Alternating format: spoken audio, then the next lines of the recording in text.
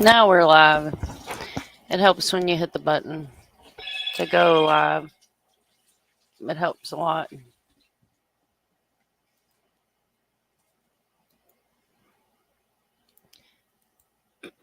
So welcome everybody coming in. If Lisa does end up having time to stop by tonight, she's gonna come by and talk about Erin and give her a place to have a voice. But until then, I figure what I'll do is go ahead and start to share the story. It's the Farrier Files, and I'll drop the link. That way they get credit for the video. So let's see if we can get the screen share up.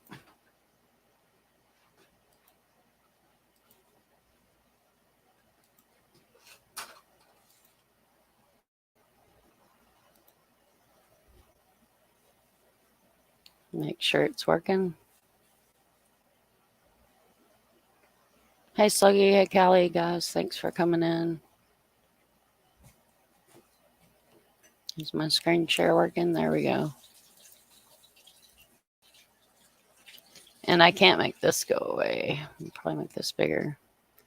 Can we make it go away? Let's see. That's better.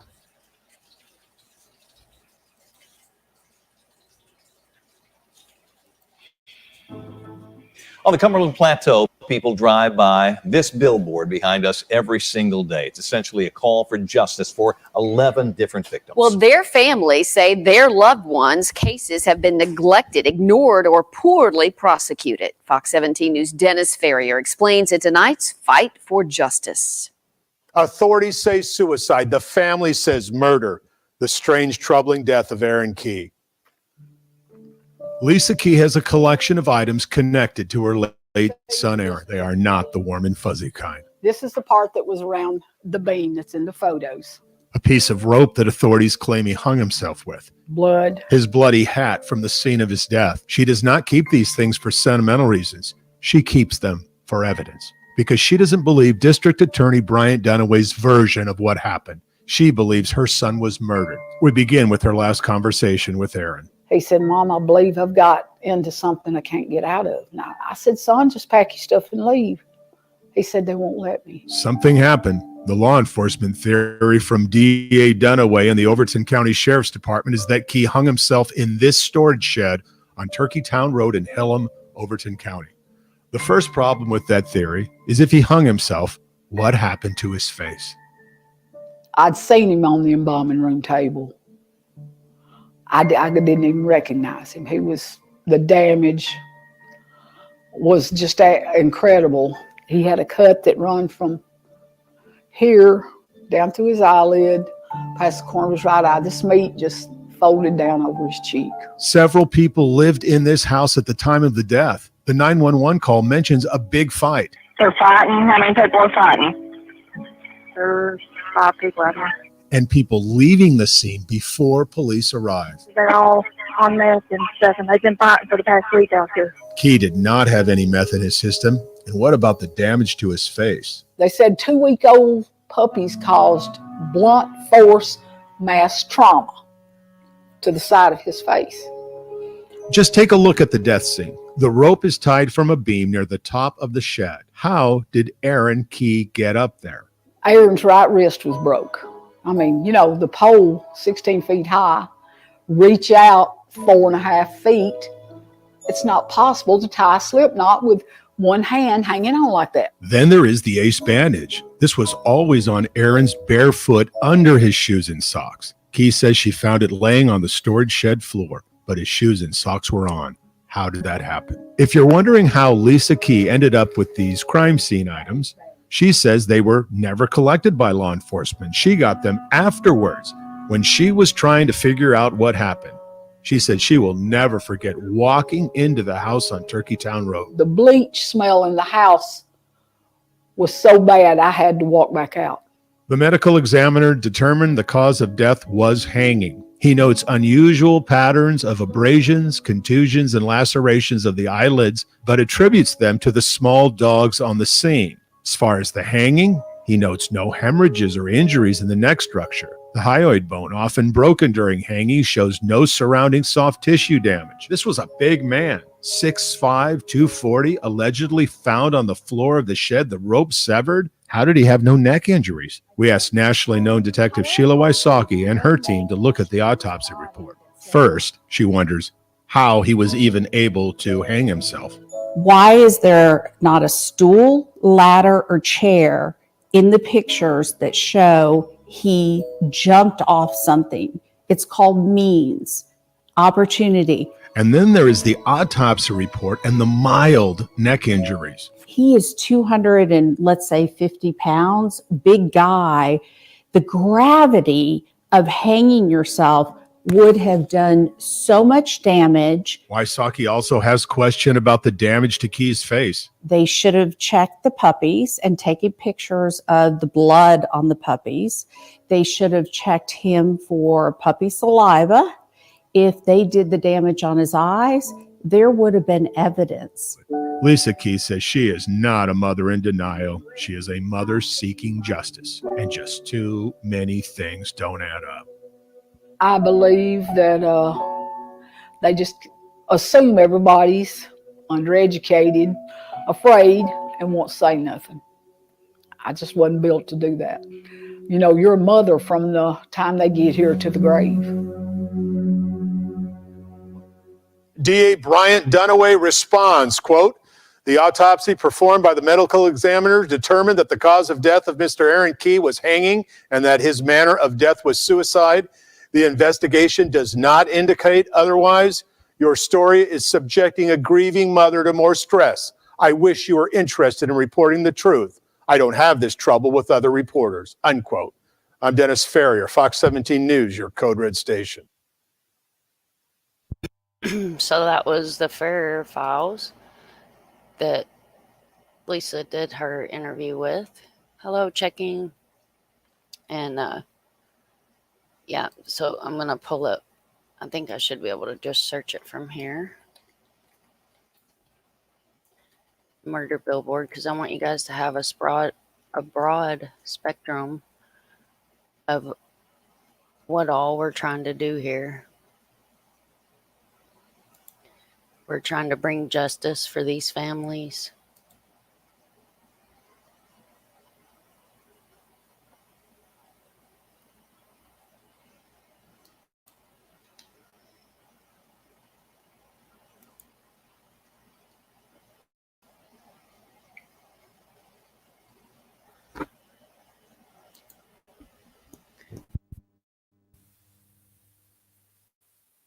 Stir. It's a new way to watch TV. All right, so we'll let the ad play because apparently there had to be an ad. But this is the story of the Murder Billboard. So Lisa got with a lot of other parents and families of the victims of the 13th district, and they got together and they actually funded and made this possible. Well, if you drive through Cookeville, you may see an unusual billboard. It contains the faces of murdered or missing people. And behind every one of those faces, there are family members who tell us they are victims of inadequate investigations. Fox 17 News' Dennis Ferrier has the story in tonight's Ferrier Files Fight for Justice. The cases are all different. They spread out over decades, but they have something in common. They have a connection to District Attorney Brian Dunaway and the accusation that he has failed them. It was a tough meeting. It's not easy to talk about the worst thing that ever happened to your family. I can't do it right now. It's hard to hold back the tears and rage when you feel like you still don't have justice. The family of murder victim Courtney Cash was upset evidence was destroyed instead of collected. They also feel the DA's office was protecting a strong suspect in exchange for his testimony. We walked in his office. We were not even asked to sit down. And he stood up and he said, "Austin Johnson is a victim and a witness. End of story." And we were dismissed. Ken Young says he was shown the talk to the hand gesture. I've never been dismissed like that by anybody in my adult life, ever. Terry Sullivan died 13 years ago. No one has ever been charged, despite what the family believes is a very strong lead. The family says DA Dunaway gave them a completely unacceptable answer when they asked for a case update. His response to us was, well, that happened before I was elected. That was it. Brooke Jolly says that doesn't even make sense. It's not how responsibility works. I've worked in a restaurant before, and if you're the server that comes in on second shift, you don't look at the tables of customers sitting there and say, well, I'm not going to do anything about these. They were here before my shift. And that's how he treats his job as district attorney. Jason Rice was hit and killed by a speeding driver who left the scene of the accident. His mom, Rosemary Moore, says she begged DA Dunaway to charge the driver with something. He wasn't legally drunk. There's really nothing we can do. It was a tragic accident. I said, well, if he was driving without a license, he left the scene. He said, well, leaving the scene is not a crime in the state of Tennessee, to leave the scene of an accident. And I said, well, he was speeding. He was reckless. If he would have been going the speed limit, my son would be alive, 30 miles an hour. He said, well, what do you want me to do? Give him a speeding ticket? They said it was. Monica Kaysen's brother, Brandon Hood, died of a drug overdose, but his watch, phone, gold necklace, and shoes were stolen from his body in the apartment where he died. This one. Kaysen wanted the apartment owner, convicted drug dealer Sarah Underwood, to be thoroughly questioned about the overdose and theft. Kaysen says she couldn't believe what an assistant DA told her. She won't tell us anything. I said, well, she is a known dealer. You know this. Why won't you do something? Well, she's lawyered up. And? Kaysen asked, when does having a lawyer stop an investigation? She admits she was enraged and emotional and threatened to go after Underwood herself. She said that was met with sarcasm. He looks at me and he says, well, Monica, he said, you've never been in trouble. I believe you're a good candidate for pretrial diversion. What does that say? We asked District Attorney Bryant Dunaway for responses in each case. He told us he would consider responding if we allowed him to speak unedited. We told him he could respond in an email, and we would put the entire email response online with the story. There are other stories in this room, every bit as heartbreaking, every bit as incomplete, every bit as soul-shattering. They are the stories behind the billboard just off the interstate in Cookeville. The pain behind all of these photos, a deep black hole that can only be filled with justice. All of us here are a member of a club. We shouldn't have to be. There's no reason for us to be if they were doing their jobs. Each one of these stories is so compelling. We're going to do complete investigations into each one of them. It's going to take some time, but these folks are used to waiting. I'm Dennis Ferrier, Fox 17 News, your Code Red station. Yeah, guys, so for those of you that are just coming in and haven't heard the story, this is the murder billboard of Cookeville, Tennessee, at the 13th District, where District Attorney Dunaway came in and decided it was not his problem. All these unjust crimes, murders, missing people that have just been swept under the rug. Families treated like criminals. It's ridiculous. I've got a whole series. I did a short video, some of them longer than others, on each person that is on the billboard. I did to try to make sure that they were all respectful videos, and a lot of it was really hard to find information on the majority of the people that are on the billboard. A lot of them, it seems like they've almost been deleted.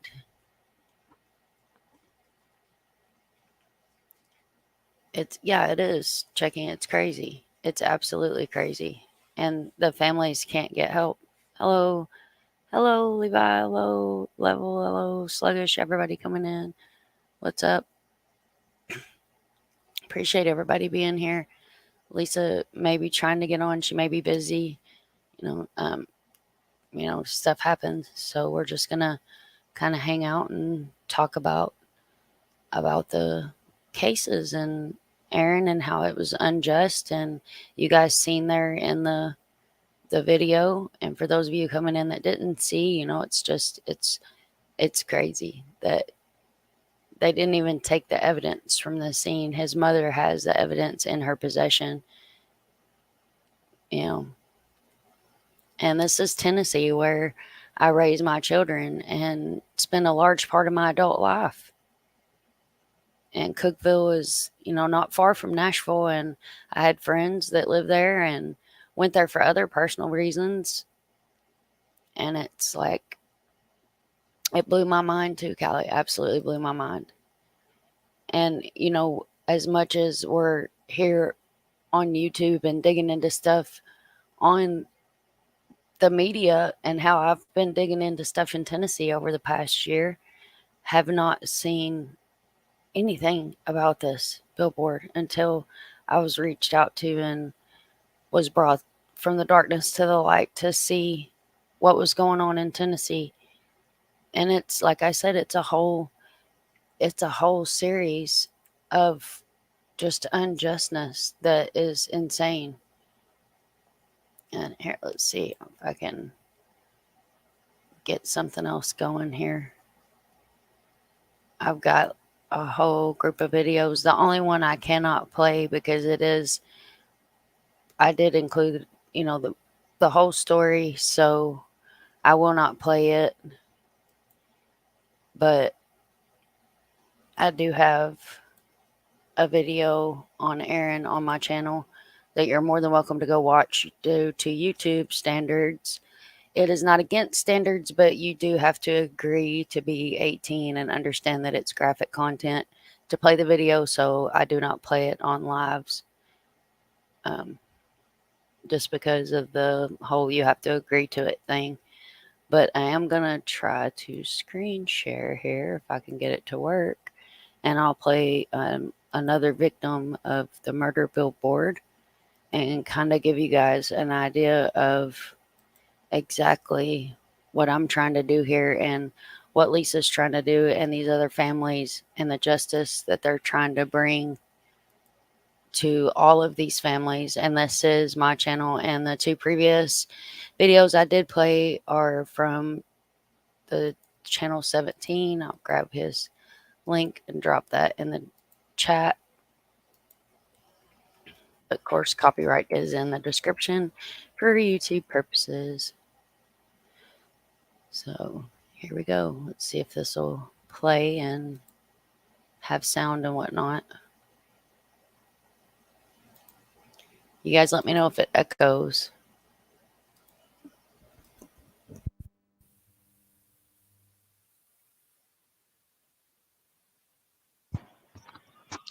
And this is Courtney Cash's case. She is going to be a part of my What the Hell's Going On in Tennessee series. And as you guys can see in this first clip that I'm going to include in her first video of her story that I will do, corruption right off the bat. As always, guys, thanks for watching. Remember, it takes a village to raise a child. If you see something, say something. Become part of the army for the voices.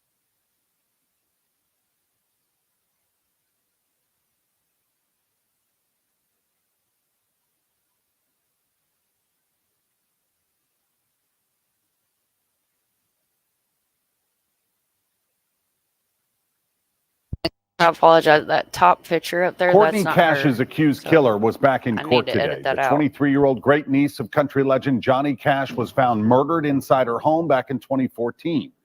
News Channel 5's Chris Conti has the latest from Putnam County tonight on what was a major setback for the defense. Defense attorneys in this case have been arguing that prosecutors need to be thrown off. They are citing what they call a conflict of interest. Today, though, the judge wasn't buying it. All right, we'll come to order at this time. For 2 years, Courtney Cash's mom and dad have come in and out of this courtroom. Mr. Dennis, you had furthered your motion. 2 years worth of waiting, clearly evident on their faces. Mr. Dennis is entitled to have a witness available to testify. In just over a week, the man who authorities say killed their daughter will go before a jury. Not just the one story, that was changed. But today, Wayne Massarella was back before a judge with his attorney. The conflict is outrageous. That's saying just go ahead and just trust the state that everything's going to work out wonderfully. At issue, says Doug Dennis, are discrepancies in testimony given by Austin Johnson. He was Courtney Cash's boyfriend at the time she was found murdered and shoved inside a box at her Baxter home. Courtney's great uncle was Johnny Cash. Evidence that was missing, evidence that was hidden away. Whether it was intentional or not, everybody seems to forget. It doesn't matter. The state has given the court. On Thursday, though, the judge ruled Putnam County prosecutors will be allowed to stay on the case. That does not mean that the office needs to be removed in its entirety. For 2 years, Courtney Cash's family has come in and out of this courtroom. 2 years that have taken their toll. So now a jury will decide. The case will go before them on August the 1st. In Putnam County, Chris Conti, News Channel 5. Chris, thanks. We're told that Wayne Massarella was offered a plea deal over the weekend, but he decided not to take it.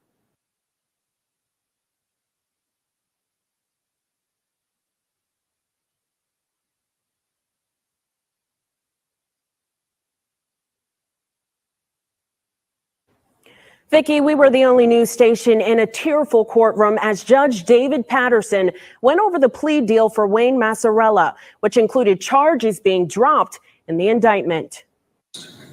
And you'll be pleading guilty to count 1 as a lesser offense of second-degree murder.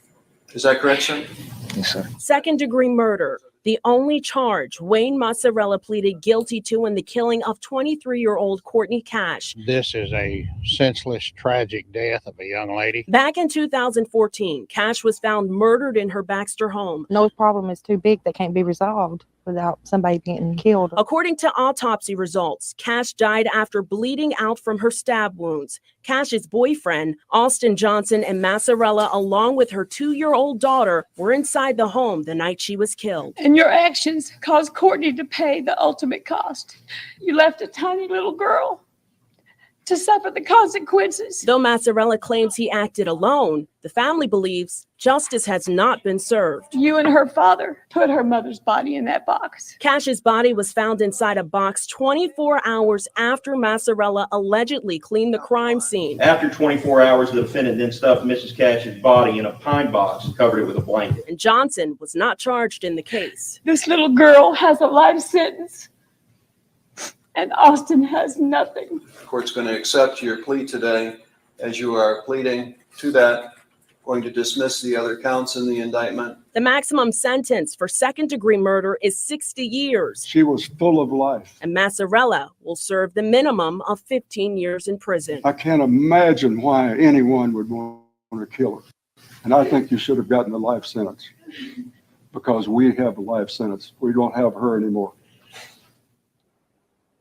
Putnam County Sheriff Eddie Ferris sent us a statement this afternoon. In it, he says, "I'm glad that we can put this behind us and move forward without delaying justice any further." Y'all believe that? It just they keep going. That's why I named this "What the Hell is Going On in Tennessee," guys. I think it was properly named the series that I named it. This is Josh Bohannon's story. Each person that's on the billboard, like I said, I did do a short video on just to bring an understanding of what's going on and what's happening. And it's not getting national media. This is all being swept under the rug like it never happened. Families are not getting justice. Victims are not getting justice. Missing people are just being wrote off. It's insane. I've never seen such injustice.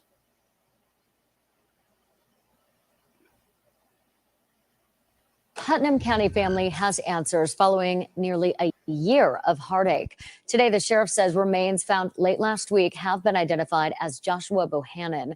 Bohannon went missing on June 3rd of last year. He was reported missing by his wife near Burgess Falls State Park. Last Thursday, the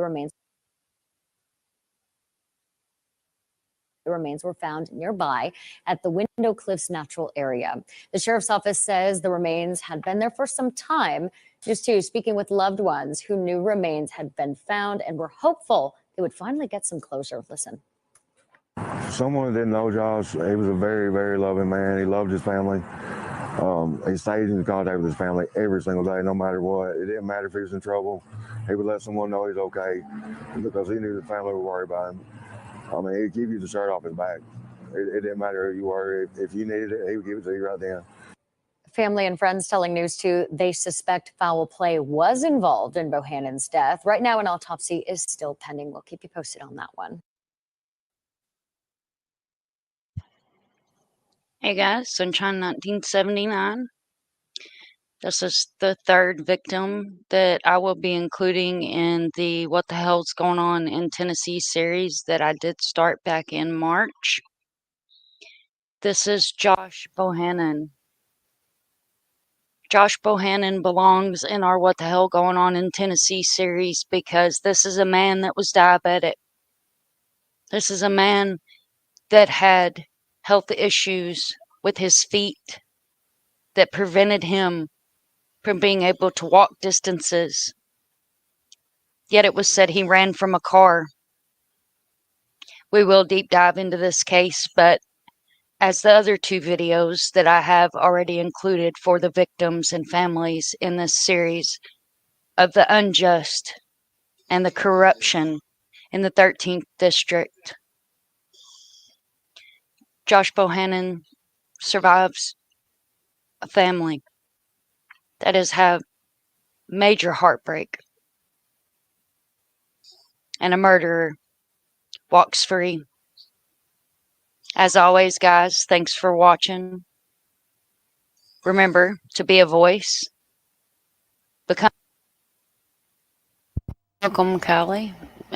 These are all the stories from my channel, but I feel like it's important while we wait and see if Lisa is going to be able to make it with us to look at these and watch these. So this is kind of a long one. You up, Callie? Hello? I don't know if we can hear Callie or not.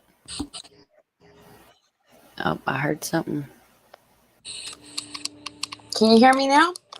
Yeah, I can hear you. Okay. All right. Sorry, I'm a little bit behind because I lost StreamYard on my phone. Oh, okay. We still waiting for Lisa to come in, maybe? Yeah. Yeah, like I Okay. said, she may have had something happen, or, you never know. Right. She may not, I've been checking. She hasn't messaged me, so. Yeah. The Sullivan Never and know. Sons sawmill in Sparta was a true family business. 10 family members working.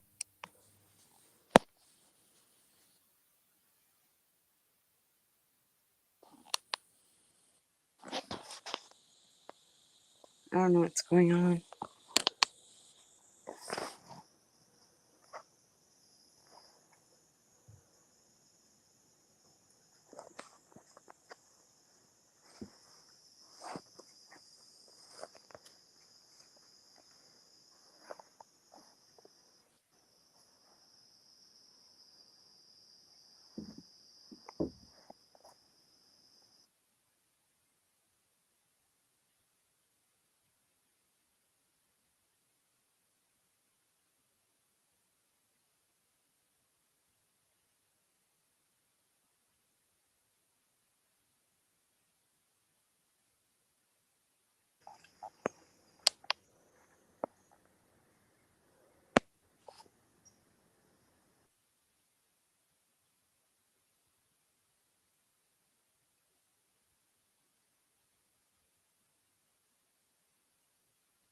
Side by side every day. And my mom even brought a basket lunch to work every day, and we all eat lunch together at work. Terry Sullivan was one of those Sullivan sons. His life was routine until he was shot in the back of the head at his kitchen table eating dinner in 2009. So whoever did it most likely knew Terry, most likely was let into the house because there's no sign of forced entry. Nothing was taken, anything like that. And he was shot probably right after getting home while sitting down at his table eating dinner. It was awful. What happened next was just strange. And we actually got a telephone call from the police telling us that he had had an accident, choked on a piece of chicken, fallen down, hit his head, and died in his kitchen as a choking accident. The family says Terry's wife, Cheryl Sullivan, repeated the same story to the family. And she came to the house and told every single person in that house that same story about my uncle choking and falling down and hitting his head after she had been interviewed for 12 hours about the murder. Obviously, there's a big difference between being shot in the head and choking on chicken. How did that story materialize? Hard to say. The family was only allowed to listen to the 911 tape once, and then the TBI sealed it as evidence. What they say they heard was an off-duty police officer who appeared to be treating everything like an accident, and you could hear people coming and going throughout the call. Why was he giving instructions to the paramedics? Why was he telling them that the body looked like he had obviously choked and nothing had happened? Why are they traipsing all over a crime scene? Why did they not secure the crime scene? There's a lot of questions to be asked there. This, of course, may have compromised the murder scene. It certainly didn't help. The signs around the county tell you this is a cold case, an unsolved murder. But unlike other cold cases, the family says they have a stunning piece of evidence. A $1 million life insurance policy taken out for Terry Sullivan with his signature forged on the document. That entire policy in every single signature location except one has someone else's signature. It does have his signature on one page. That page is the one that's the paramedical exam. It doesn't tell on that page what the policy is for. It doesn't tell the face value. It doesn't tell anything about it other than it's a paramedical exam on that page. Every other signature page has someone else's signature on it. So he had no idea what he was signing, the best I can tell. Look for yourself. This is his signature on his will. This is his signature on this life insurance policy. It has to do with the way that he draws his T's and the way that his letters slant because of him being left-handed. The person who knows how he writes better than anyone in the world would be my mother, because she helped teach him to write because he's dyslexic. Look at the T from other Sullivan signatures compared to the T on the life insurance policies. That's his signature. That's his signature. Those are not his signature, and these were on a life insurance policy. Look at the S's, always narrow figure eights, but not on the life insurance policy. Look at the slant of the letters. We've got stacks of copies of his signature. That's always the same. And on that insurance policy, only one of them is his signature. The rest of them, the slant of the letters is wrong. The way that the T's are drawn is wrong. The way that the S's is drawn are wrong. They don't even look like they could be his signature. They don't look. There's no resemblance. We asked nationally known detective Sheila Wysocki and her team of investigators to review the case. She says she just can't get past the insurance policy. And get somebody in there that's a handwriting expert. There are plenty in the country, and bring them in and say, what pattern does this follow? Does it match this person or this person? Talk to the insurance agent. When did we get it? How did you get it? And the initial report of choking on a piece of chicken after being shot in the head? For Wysocki, there are no words. But do you think that it is fair to say that being shot in the head and choking on a piece of chicken, that scene would look dramatically different? Those two scenes. Not sure why. It would. There it goes. And a moron would have to think otherwise. There's blood spatter. If you're choking, you're not going to have blood all over. And if there isn't blood all over and you have a bullet in your head, did somebody clean it up? What happened? The family says District Attorney Bryant Dunaway and the TBI have ignored the problems with the life insurance policy, ignored this possible evidence that provides a possible motive. Well, most of the time we feel like we're being ignored because we plead and try to get things done, and we don't really have anybody that's listening and trying to do anything for us.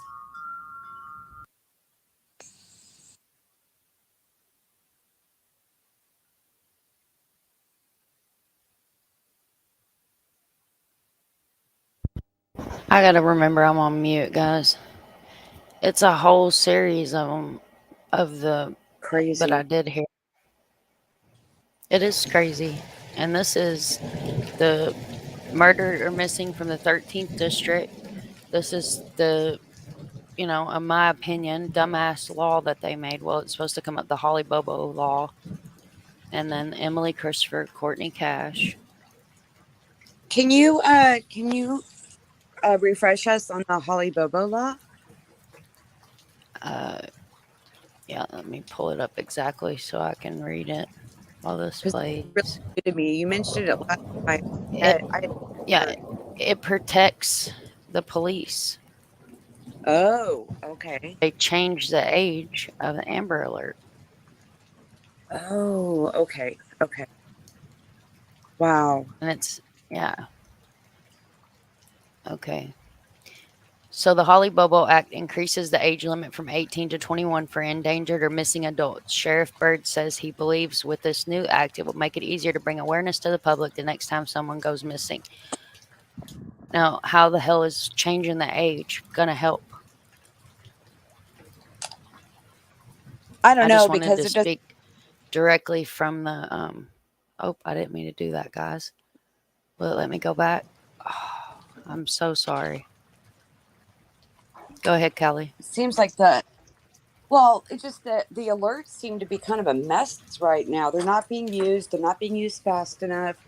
People are confused about the silver alert because that goes with elderly and can also go with people with like medical danger.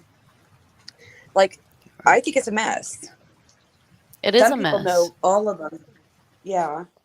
Oh, wow. And I didn't know that those thumbnails come up over the end of the video like that. True Crime World, welcome in. Thank you for coming in. I'm just going back over all the cases. We were giving Lisa a chance to come in, and I figured somehow they need to get this simplified. Important to look at all these cases. And this is, then, like I said, some of them go way back. Right. Okay. So where did I go? This one. All right. Sorry, guys. It's been a long weekend. As usual. You couldn't get sound, Sluggy. That's normal. With her sound, it's like she can't get sound and I can't win for the sound in the background. Or I'm sitting here talking just like da-da-da-da-da, giving all kinds of details so everybody's up to date on mute.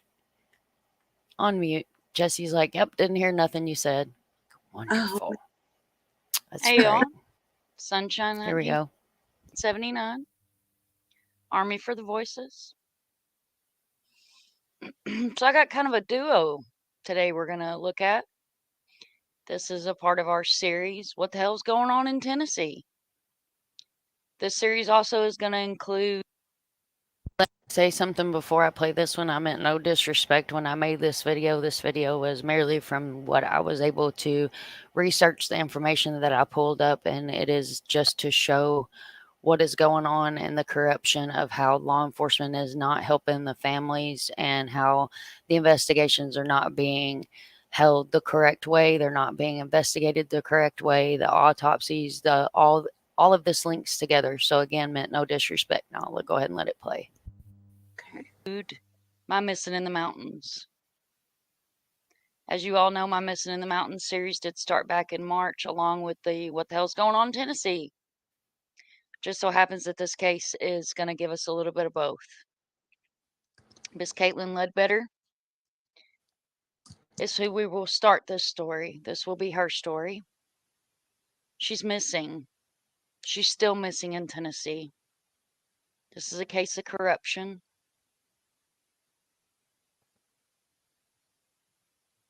It's a case of failure by the system as far as investigations being done in a timely manner, inappropriate, rude comments, no manner whatsoever used towards the family, no justice, no true investigation was ever done. So we will deep dive into this case, but I do want to give you all a little bit of background history on her case. So it said that she's missing from Turkeytown Road in the series of Missing in the Mountains and the series of What the Hell's Going On in Tennessee, Turkeytown Road is going to be a road that you're going to get familiar with. It said that she was in an altercation with her father. She left on foot in the woods, barefoot. She'd only been home with her dad for a few days. She had been living with family outside of the state of Tennessee, doing really well, and decided to move home with her dad. Said by her family that she was a kind hippie soul with lots of smiles and would light up a room.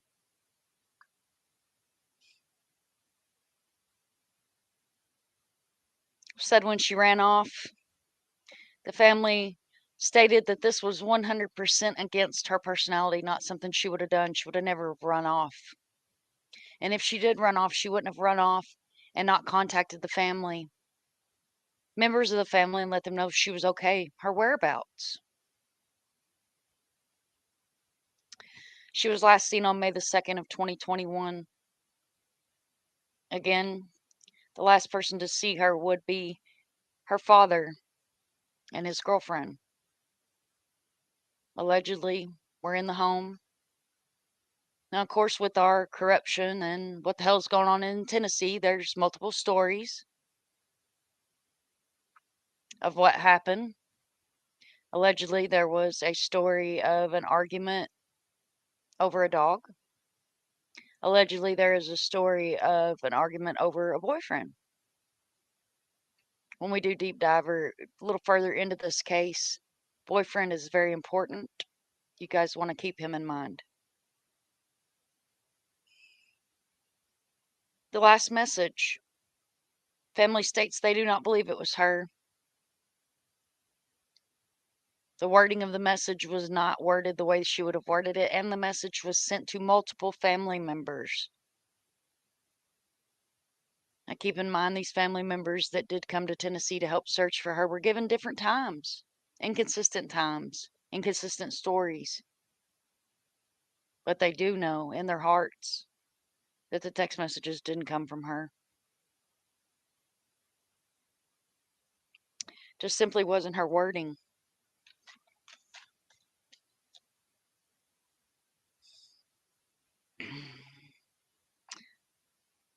She had a sister, was told by the father not to come and search. He was not happy that family came to search.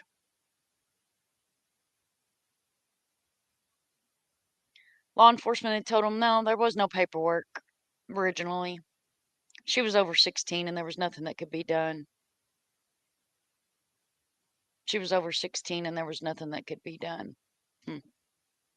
She's still a missing person.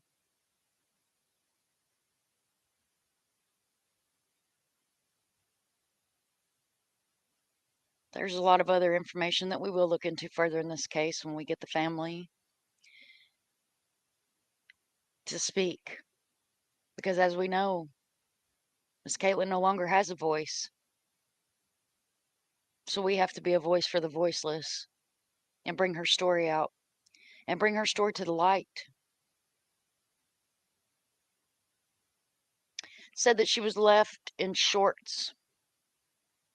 Family members stated this was not like her. It was not like her to wear shorts. If she did wear shorts, they would have been basketball shorts. Comfy shorts is what we call them around here. Those of y'all that follow my channel know I have boys.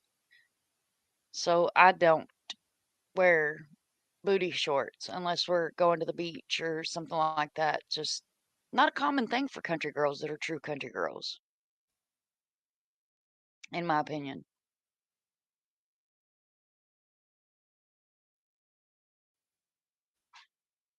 The boyfriend was known by local law enforcement, allegedly to have a bit of a known name through local law enforcement. On May the 6th, law enforcement told family that there was no reason to get search dogs because it had been raining. Now, for those of you that follow these cases here in Tennessee, especially our recent high profile case that we've all been following, it doesn't matter if it's raining, doesn't matter if it's just rained. Those dogs are trained extensively to search. First set of dogs found nothing. Said that the second set of dogs was able to search. They asked for a target. And guys, I do have my notebook out, my handy dandy notebook. It's actually notebook number 2. Boots on the ground. So we had volunteers this time that came to search. They asked for a target from her room. Family members told them to go to her room and find something. And it makes total sense, in my opinion, for the searchers to get something because they know what they need to trigger their dogs with. The scent went through the woods and came out onto Highway 88, across Highway 85. Correct that. A quarter of a mile down at a gate, there was one bare footprint.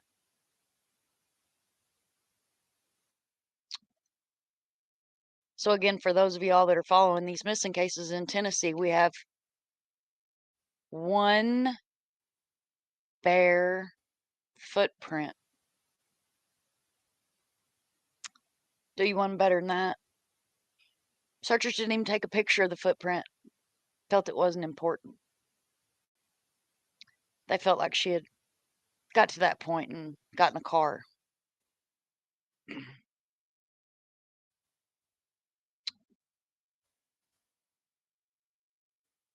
Siblings were questioned. The aunt and sister had told the siblings it was very important that they advise the detective in charge that they would like to speak to him. He advised the siblings that there was nothing that they had to say that was important.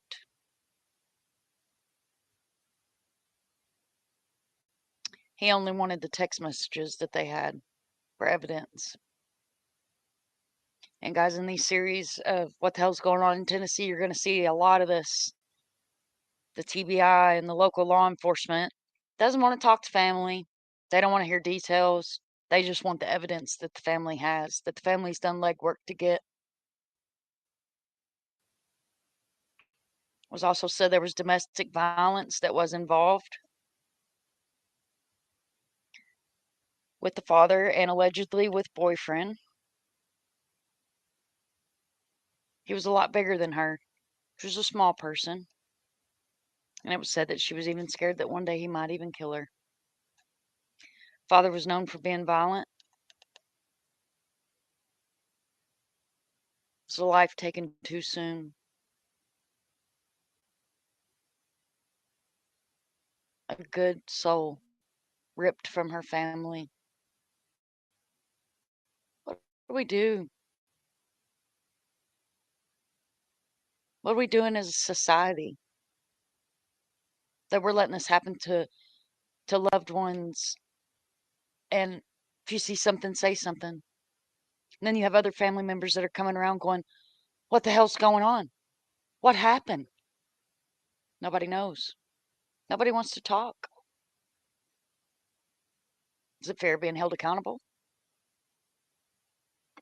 Then law enforcement, district attorneys are supposed to stand behind the families that vote these government officials into office.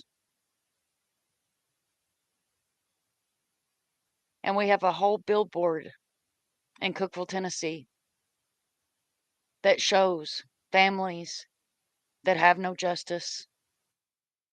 This girl's still missing. You will see included in this video that there is a update. There was an update. TC Spotlight, YouTube creator. If you guys are not sub to her, run over and sub up. She did a video earlier this year in February there was a search. They used bloodhounds so that they have future searches planned. I hope they do. I hope we make enough noise that somebody sees that there's something seriously going on in Tennessee. There's some serious corruption going on there, and you've got families that are getting no closure, no justice. But like I said, guys, this is a two-part story.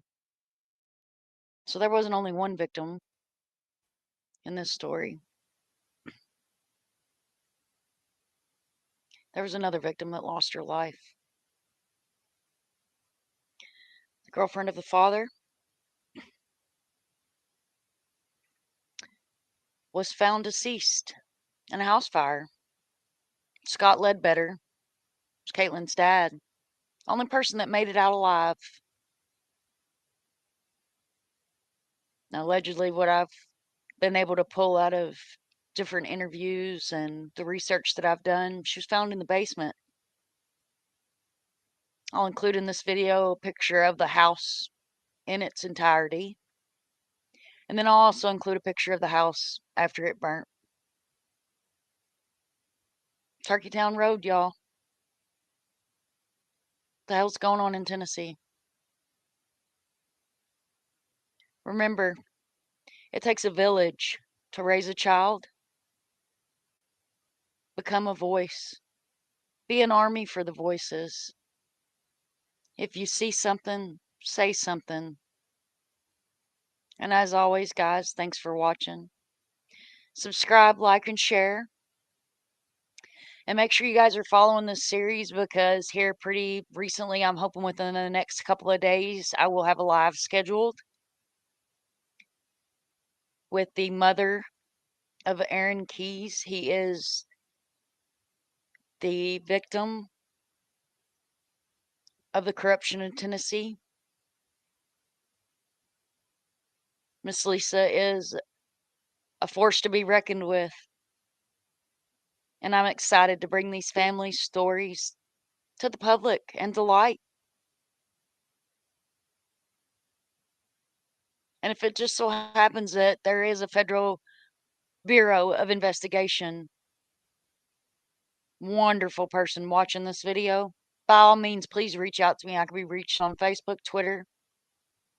You can comment on my channel. I call you guys. You guys have my name and number. Give me a call. I'd love to talk to one of y'all. Because we got a DA sitting in District 13 that doesn't feel like that the families deserve justice. Something's got to be done about this.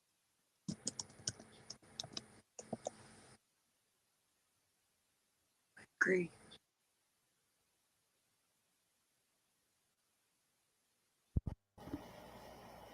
All these cases are sad. The way the families have been treated. I mean, you guys seen the interview of the Ferrier files where he showed how the families were being treated. You know, talk to the hand was put up to a victim's family member like he didn't matter. It's heartbreaking. Absolutely heartbreaking. And they keep going. This is what's sad. Hey, y'all. Sunshine 1979. This is going to be another part of our series. What the hell is going on in Tennessee? Discussing the corruption. Unsolved. Yeah, Kelly, these are the videos that I did on each person. They're like a short just view into each person's story to give a broader spectrum of the murder billboard and why the families pulled together and fought like hell to get that billboard put up. Yeah, that's why I thought it was a replay, but I wanted to make sure. I didn't want to be confused. Yeah, this is all a replay on here. Okay. What I'm playing.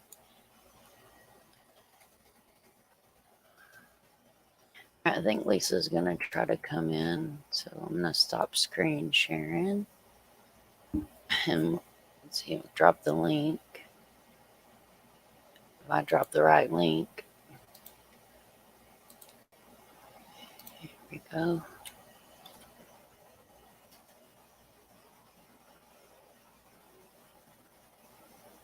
All right.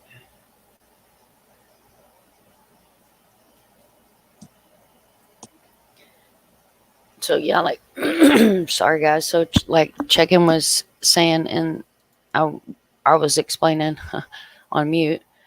There's petitions that are in a lot of the descriptions of my videos, and I'll make sure they're all in the description of this video. And there's public Facebook groups that you guys can go and check out that are also the public ones. I will include the links so you guys can go check out the different groups that the families have put together. And they've tried for years to get this handled. And like I said, some of these cases go back to the 80s. The corruption's just deep and thick in there. Is this the one state that's known to be the most corrupt? Tennessee? I mean, I wouldn't have thought so. Right. I raised my kids there, I raised my kids in Tennessee, so, I wouldn't have thought that. Will the news not touch this? I mean, I know I've seen, Here we go. Lisa's backstage. Callie, if you don't mind, love, I'm going to drop you down and let her come up and tell her story. Absolutely. Thank you. All right, here we go. All right. Hey, girl. Let me pull see if I can start mine. There we go. It's been a long night. Hi, how are you? Good. How are you doing? Hey, everybody. This is Lisa. I want her to come up and be able to tell her story, and I'll just be here. And if you guys have any questions, just put them in chat here, and we'll get to them as soon as we can. So, hey, how are you? I'm so glad to get you finally up and be able to tell your story.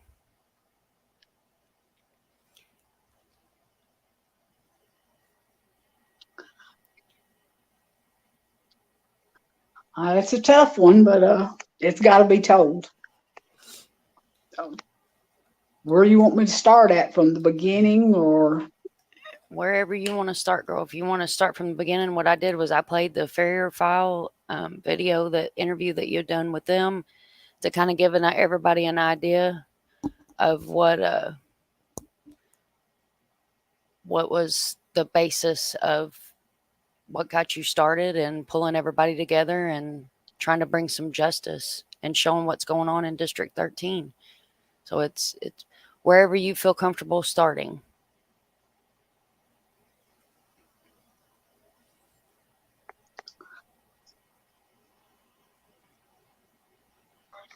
Well,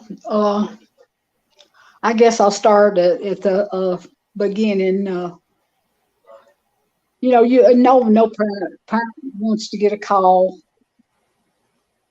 You're getting a lot of feedback. I am. Here, let me.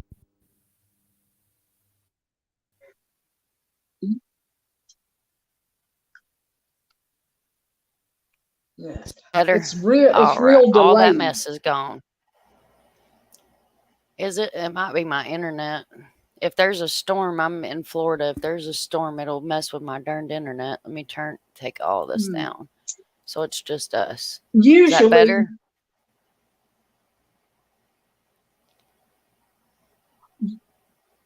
Okay. Usually, you have to send a link. Just to be. I'm trying to think. All right. Let me try that. Let me try that, and we'll get that and see if it'll be better that way. Maybe I can leave and come back in. Okay. All right. And I'll send you the link privately. Okay.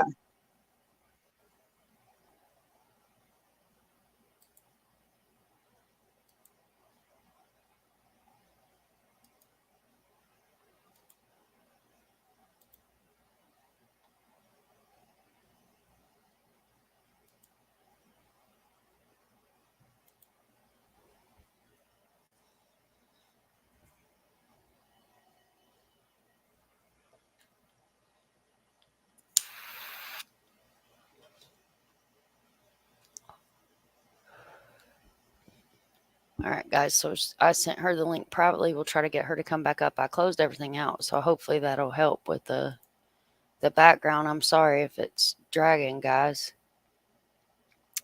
My laptop may be getting hot, which I've got it where it's set back, and so hopefully it'll be better. And I appreciate everybody being here, and I appreciate Lisa being patient. Let's see if this is better.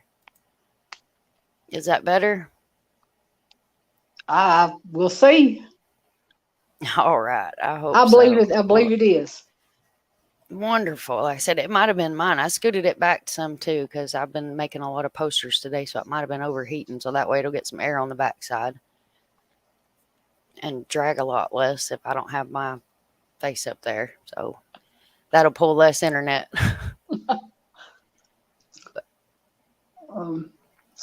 Well, April 5th, 2019, I get a call that no parent ever wants to get. Aaron months before had been telling me some things that were going on, and 8 days before they killed him, he called and he said, "Mama," he said, "if something happens to me," he said, he gave me a detective's name. His name was Derek Sidwell. He said, call and ask at the sheriff's department in Overton County and ask for him, and he'll tell you what's going on. And I asked him, I said, "Are you working for him?" And he said, "Mom, I'm trying to help my cousin. She had got a manufacturing charge like 14 months before. She'd been in a lot of trouble, and Aaron didn't do anything for his family." Now, the boy wasn't, well, he's a man. He always a boy to me, but he wasn't a choir boy. He drank some on occasion. He did do some drugs. Drugs never gave him what he needed. But I had been to Nashville. Got home, I guess it was about 15 till 6. Got my Jeep unloaded and got in the bathtub, and the phone rang. It's a 931 area code, and I figured it was Aaron. And I missed it. Well, it called it right back, and I answered it. And it was a family friend. He said, "Mama," he said, "Bubba's gone." I said, "Who?" I said, "What are you talking about?" He said, "Bubba's gone." I said, "Who's Bubba?" He said, Rabbit. That was his nickname. I said, "Who is this?" He says, "It's Bo." I said, "What are you talking about?" He said, "Mama," he said he hung himself. And I asked, "Is he all right?" He said, "No, Mama, he's gone." I fell out of the bathtub, hit the floor. I kept calling. I called Overton County 3 times, and the detectives wouldn't call me and never did that night. I finally got his dad to answer. His dad was at the scene. And I asked him, I said, "Is Aaron dead?" He said, "Yeah." So I called funeral home and made arrangements for when they brought him back, when they got done with the autopsy, to bring him back. And I came up on, they're supposed to call me when they was going to get him, and I arrived up there late Monday night and started getting calls. As soon as I got there, he didn't do it. He didn't do it. And Tuesday, I'd made peace with it that he had hung himself, because when he was 21, he had tried it because him and his only wife broke up, and he was devastated. And, I made peace with it. We got to the funeral home Tuesday morning and picked his things out. walked out, and his dad and his cousin had went outside, and I was standing there, and I asked the funeral director, I said, is Aaron in there? He said, yeah. And I asked to see him. Wasn't prepared, for what I found. I went in looking for a rope mark around his neck, but the face didn't look like my son. His nose was broke. He had a cut that run from between his eyebrows down through his eyelid, past the corner of his right eye. The meat just folded down on his cheek. His left eye was ruptured. Nose was broken. Face, I had a lot of bruising. The right side, his right earlobe was tore out. He always wore a carat diamond stud earring. And there was a lot of scratches and contusion. I mean, just all over his face. And I didn't recognize him. I looked down, they had him under a sheet. And they had his left hand laying on top of the sheet. And there was a star tattoo on his ring finger. That's the only way I knew him. Oh, honey. It was devastating. His dad told me that he had got up. Him and the girlfriend Karen they'd been fighting. He couldn't afford to keep her drug habit up, and he'd had enough. He had the man that owned the house, Hack Cox, take him over to his uncle's house where his daddy was. His dad and him, they all spent the whole day together. Hack had told him to come back around 5 o'clock, and he'd give him the rent money. He owed him. Aaron rented a room from him for him and Karen. Nobody had let her stay anywhere else because she was a thief. Right. And she didn't have any problem going after other people's men. But anyway, about 5 minutes to 5, Aaron's dad said he asked him if he'd take him back down there. He took him down there. It wasn't about 5 minutes away. And he got out of the truck, went around, hugged, kissed his dad, told him he loved him. And he said, will you come back and get me in 30 minutes? He said, I need to go to Livingston. And his dad said, okay. He had on some brown tennis shoes. Chuck Taylors is what they call them, or what they do up here anyway. Right. And he asked his dad what he thought of him. His dad didn't like them. But anyway, he had on a brand new Realtree camouflage hat, a blue thermal knit long sleeve shirt, belt, shoes, and his pants. And his dad drove off and left him, and went back to his brother's house. And he had gotten the truck to go back to get Aaron. And they called and said he was dead. Couldn't have been no more than 45 minutes, but from what is closer to 20, 25. Right. And they called, told him he's dead.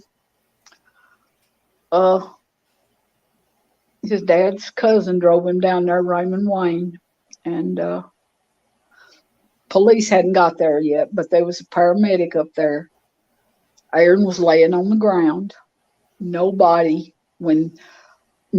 ever saw him hanging, not with paramedics or with the police. He was laying on the ground in a curled up fetal position. And we saw the crime scene photos. his shirt had been changed. He had on looked like a brand new white t-shirt. Now, his belt was undone, his pants was undone. But you could clearly see there wasn't no damage to his neck at all. There was no ligature marks, nothing. So, you know, we were told it was just him and Karen was there. And she had a cell phone. She went down the road to a trailer, I guess it's about 75 yards, maybe a little farther. Knocked on the door and told Hannah to talk to the 911 operator. So Hannah told them that they were up there fighting. At that point, you know, they was talking about said that Aaron had hung himself, is what Karen had told her, and you could hear Karen standing there talking with her. But after we left the funeral home, one of the guys that was out there that day come to the funeral home while we were picking out Aaron's stuff. He walked in, and then he turned around and walked back out. I don't know if it was because he didn't see us or what, but he left. And after we left picking his stuff out, I went straight out to the house, walked in the house, and I don't know, for a few seconds, it didn't bother me. I walked around, looked around. It's real dark and dirty. And then all of a sudden, my eyes and nose started burning real bad. The bleach smell was so bad, I had to go outside. Oh, wow. But Aaron's room was the only clean room in the house. The old man was standing there. I told him, I said, if Aaron's got anything here, I want it. And he said he didn't think there was anything there. So I walked out to the shed where it was said supposedly happened. And I'm standing there looking around. It's, you know, about 16 feet to the beam. And, you know, in them old farm sheds where they put equipment, you know, they don't have like steps and stuff on the, it's just a pole, straight pole, you know, and it's got supports on it. He had to climb up that pole, reach out 4.5 to 5 feet, thread the rope through next to the tent. There was opening 2-3 inches, and it was around a 2x6, and tie a slip knot while he was holding on to the pole with the other hand. Right. And supposedly put it around his neck, and then he jumped off and hung himself. But the place where you're supposed to have jumped off was about 34 inches high, which Aaron is 6'6" and 245. That much weight, it would have snapped his neck like a pretzel. Yep. But, you know, we wait, you know, that kept coming, you know, people calling and telling, you know, hey, he didn't do it. They said they done this, they done that. Well, by the time, 9 days after his death, I had the name of everybody that was at the house and who done what, the woman that cleaned it up, words that were spoken to Aaron, supposedly while he was dying, and the last words he said. And you know, it didn't take me long to figure out that they weren't going to do anything. So I started screenshotting everything. Oh, the one part I left out. A friend of mine had got in from Florida before I got there. She went down to Hacks. The rope, the upper portion of that rope was still hanging. This was either Saturday morning or Sunday morning. I've got a video of the rope being taken down and stuff being picked up off the ground. Thereof his close friend. And actually the video has puppies in it. And she brought the rope to me.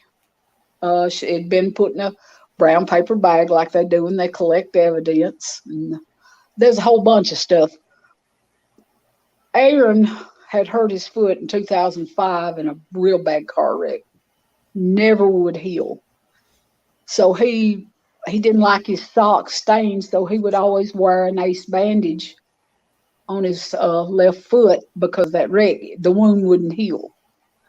And the ace bandage was laying on the ground. The tennis shoes he was wearing, we never found them. He had on lace up to the knee snake biter boots.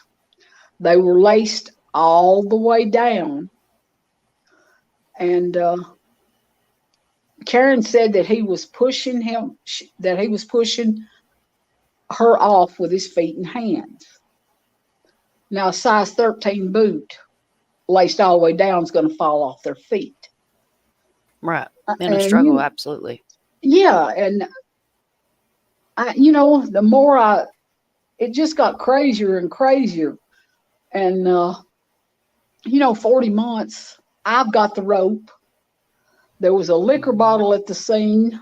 I'm pretty sure I found out what it was for within the last 3 months, which I'd never heard nothing like it in my life.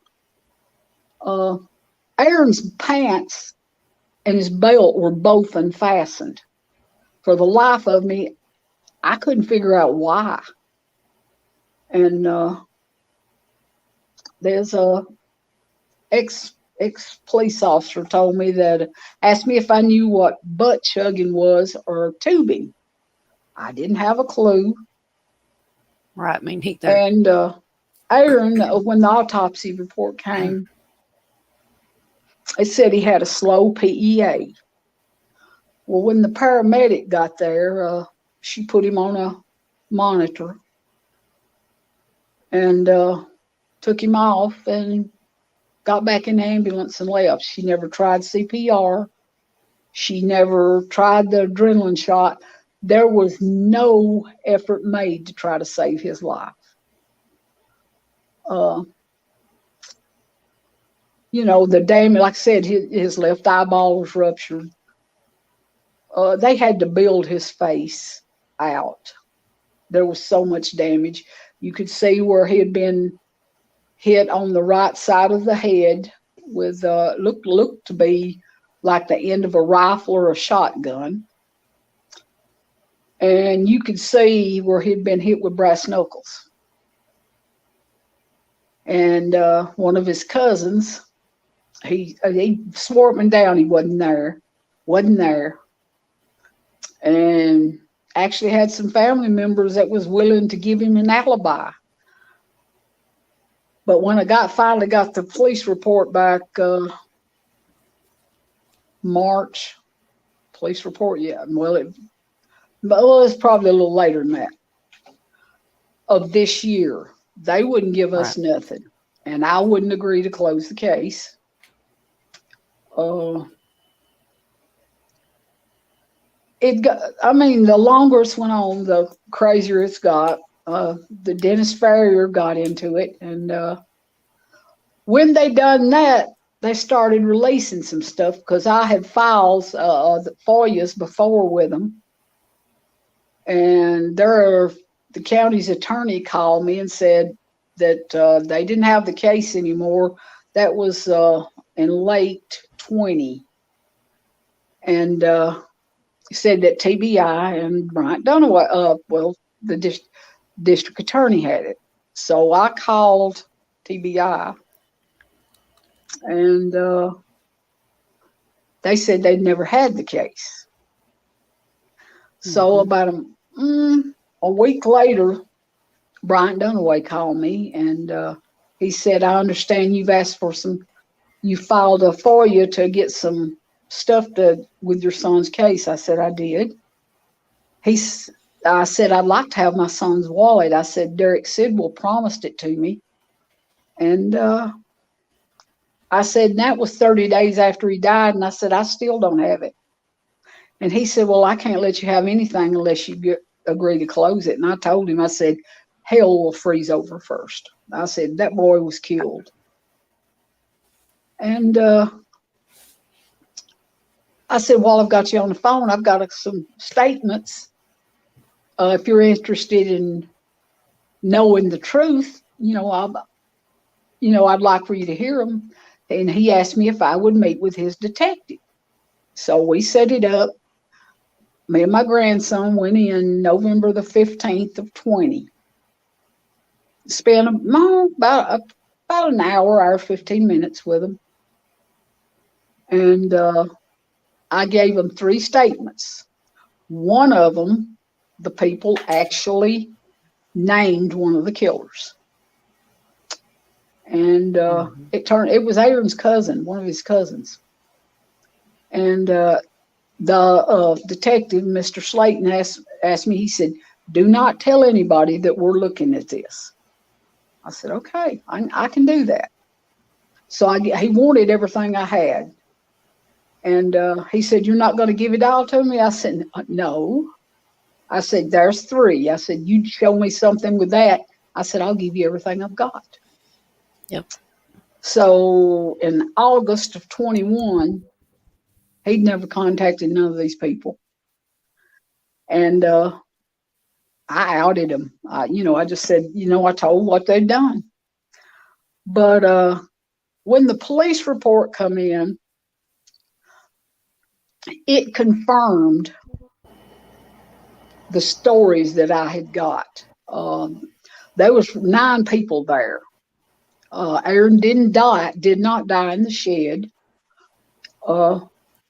They said there was a fight broke out in the kitchen between Russell and Rufus and Mark Paul. And Aaron went to, Rufus got his front tooth knocked out.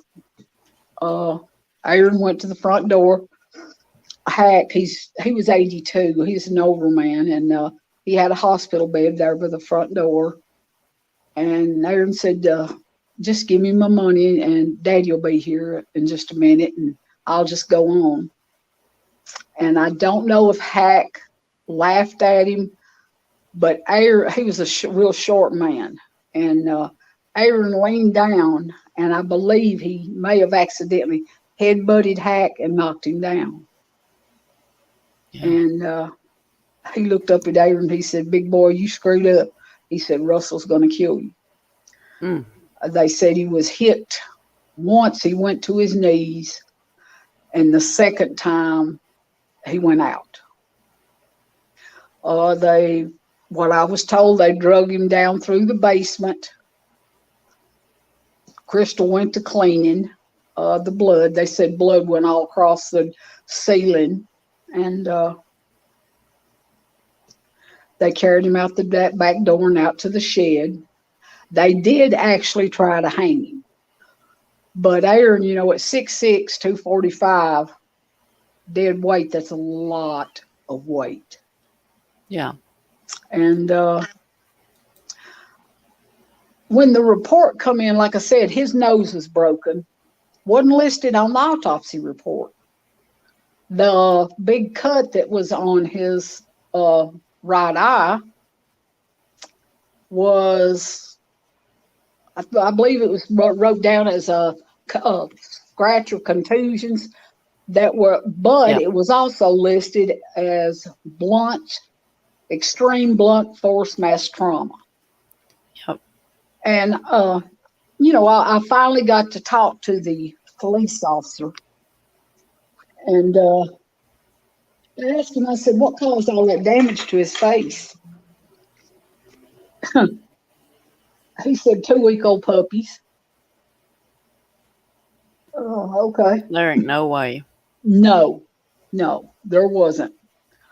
But they had actually, from what I understand, stood him up and tried to hang him, but they couldn't get him up. So there was a rope around his neck, but it hung like down his chest around his breastbone. It was real loose. You could see in the crime scene photos, there were no marks on his neck. In the embalming room, I asked the mortician, because, you know, I wasn't, you know, I'm not, I wasn't, you know, I'm not objective. You know, it's my son. And I asked him, I said, do you see anything on his neck?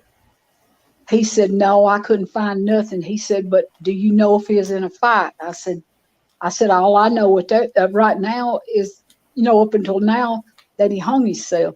He said, well, he looks like he put up one hell of a fight. Yeah. So, you know, the police officers, they stuck with it. They stuck with it that only Karen and Aaron were there. And they arrested her at the scene. I have a lady in our group that actually went to jail with her. In jail with her, the lady went for contempt of court. She's a minister. And Karen was squalling and bawling and told her that she'd been charged with murder. So, you know, I asked the officer, I said, why did you leave all the evidence out there? I said, aren't you supposed to collect all that? And he said, well, we don't need that much of it. And I'm thinking, well, things, you know, it's still all brand new to me, but things started not ringing true. They located Aaron's cell phone, and his cousins went and got it. And the one that he's trying to help out of the charge, she took the phone. I told the detective where it was at, and he kept saying, well, I can't catch her at home. I had somebody on her 24/7. They didn't want to catch her. Daddy had always, no, Daddy had always paid her out everything. So, you know, drugs changes people, and it really did her. She didn't have no loyalty to family, especially not to Aaron. And Aaron would die for any one of his family. You know, he loved kids, and he loved Karen. He thought he could save her, and you can't save somebody that don't want saved. No. But when the police, you know, they kept telling me, no, you're not right. This is, you know, you're wrong about what happened. When the police report, when I see, well, the 911 calls reports is what I got to see first. Everything they'd said to us from get-go was a lie. And then the police report, we got it, or partial of it. Dennis Farrier got it, and 9 pages of it. And in the 911 call, you could hear Karen talking to Hannah asking her questions. But the police report said, the officer said when he got there, that Karen was laying on top of Aaron on the ground, screaming and squalling. So, you know, it's not possible. Right. In the Farrier thing, you know, she tells them there's 5 of them up there fighting. And they wrote out my husband's statement.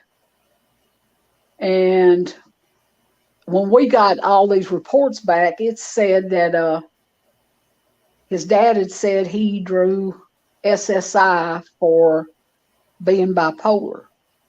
Aaron drew SSI because of his foot, because it wouldn't heal.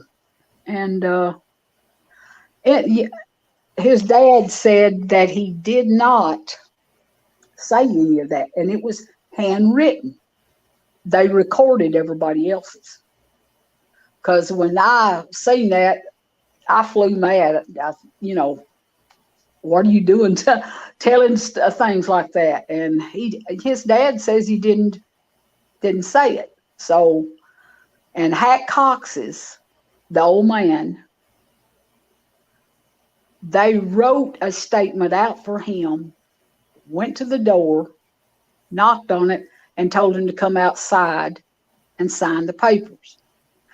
If they had entered the house, they would have smelled the bleach. It was still strong when I got there on Tuesday morning.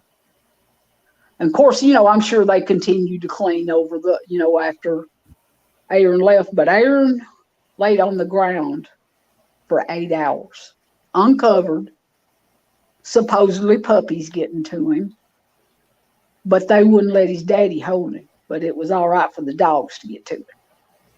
Ridiculous. Yes. The district attorney, they said he wasn't there. The report come in. He was there. Him and his detective rode from Cookville together, according to the report. But the detective lived out between Salina and Livingston, and the DA lived in Cookville, so I thought that was a little off. Right, that's odd. But yeah, but I mean, I had sent for, filled out FOIAs before. My daughter filled out one, and me and my daughter and another lady went to the DA's office and looked at everything they had. They actually had a 911 call, anonymous call, come in out of Nashville that Aaron was murdered. And we're talking, his dad got the phone call over there before the police or anybody got down there. And I mean, there's just too much that don't add up. Right. I mean, it don't take an Einstein. Aaron, the autopsy report does say there was zero damage to the soft tissue and the hyoid bone. He did not have petechiae. He did not have a swollen tongue. No marks on his neck. But they signed off on it as suicide. And then, I've learned to do research, and when I found MPT and PBS had done a big special on Tennessee's medical examiner process. And I was stunned, to say the least. To be a county medical examiner in the state of Tennessee, you only have to have a high school diploma or equivalent, and you can't be a felon. Now that's at county level. The state people, they have to be trained, but their program is like a multiple choice test you take back in high school, where you've got 4 answers. And if none of them apply, then they have to go by word or word phrase. They have to pick something, even if it don't apply at all. Right. And in this special, they had found that as high as 44% of Tennessee's ruled suicides were not suicides. I mean, you're going to always have, there's always going to be errors.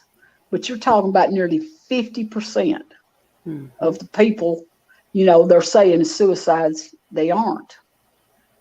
And, Caitlin Ledbetter disappeared off Turkeytown.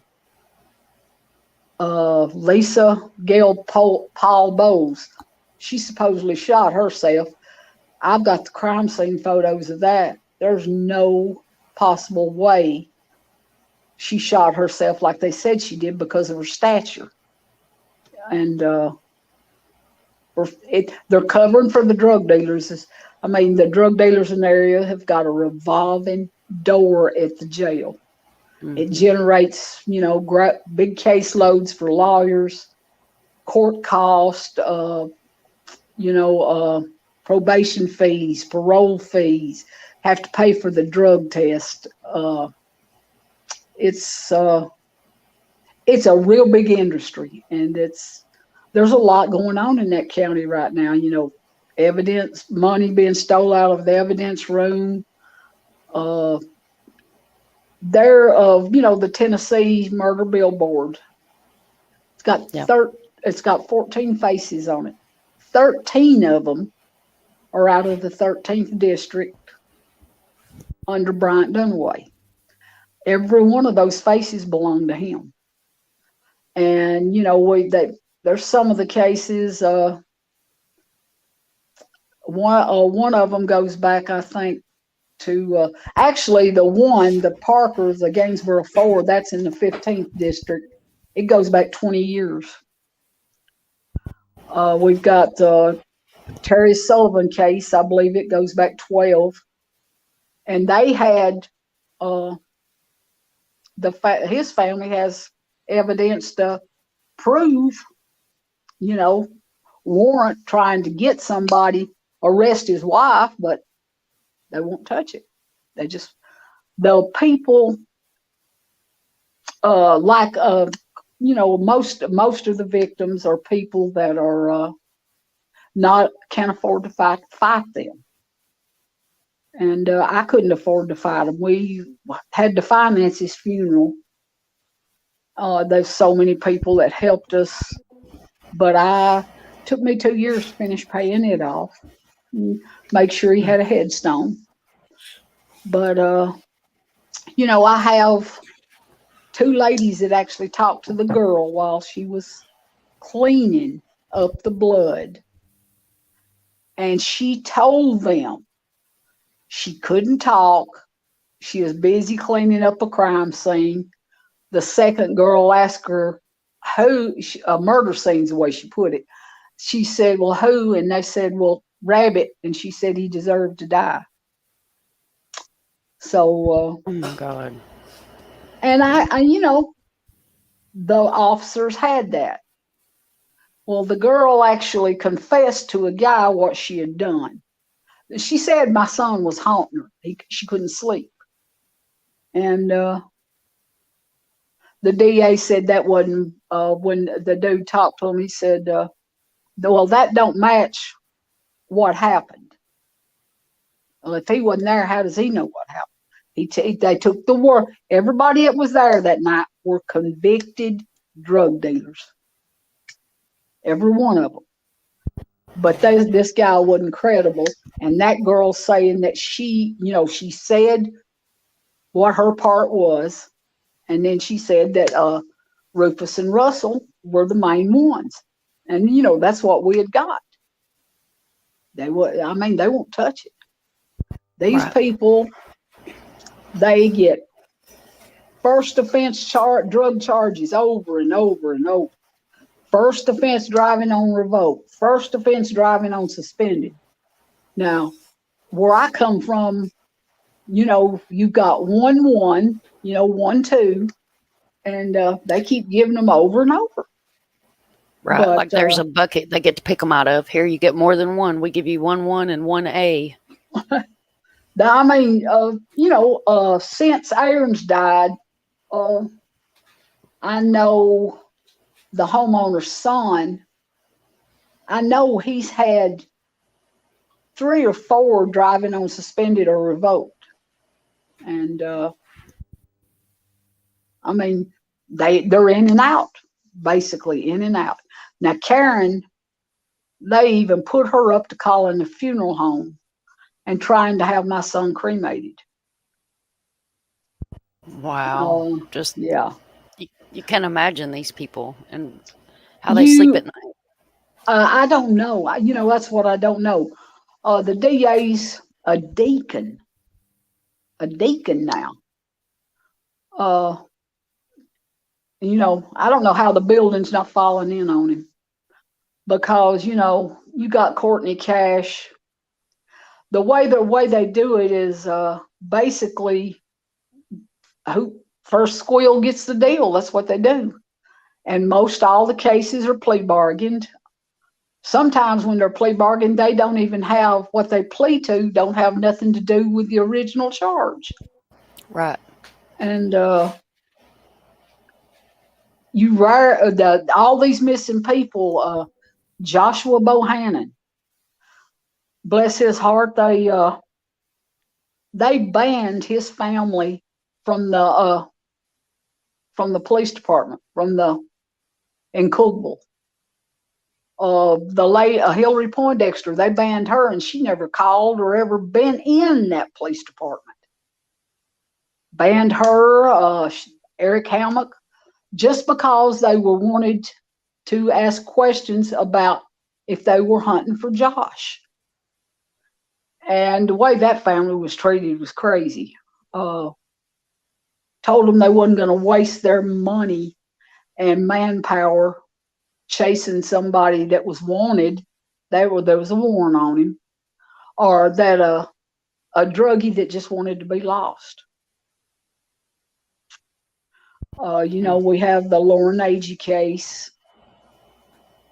Jonathan Young intentionally throwed all of it out, and when their family, they got Sheila Wasaki. They brought irrefutable evidence that Lauren was killed, and Dunaway wouldn't change it. Right. And these are clear-cut cases that you can look into and see that these are clear-cut cases.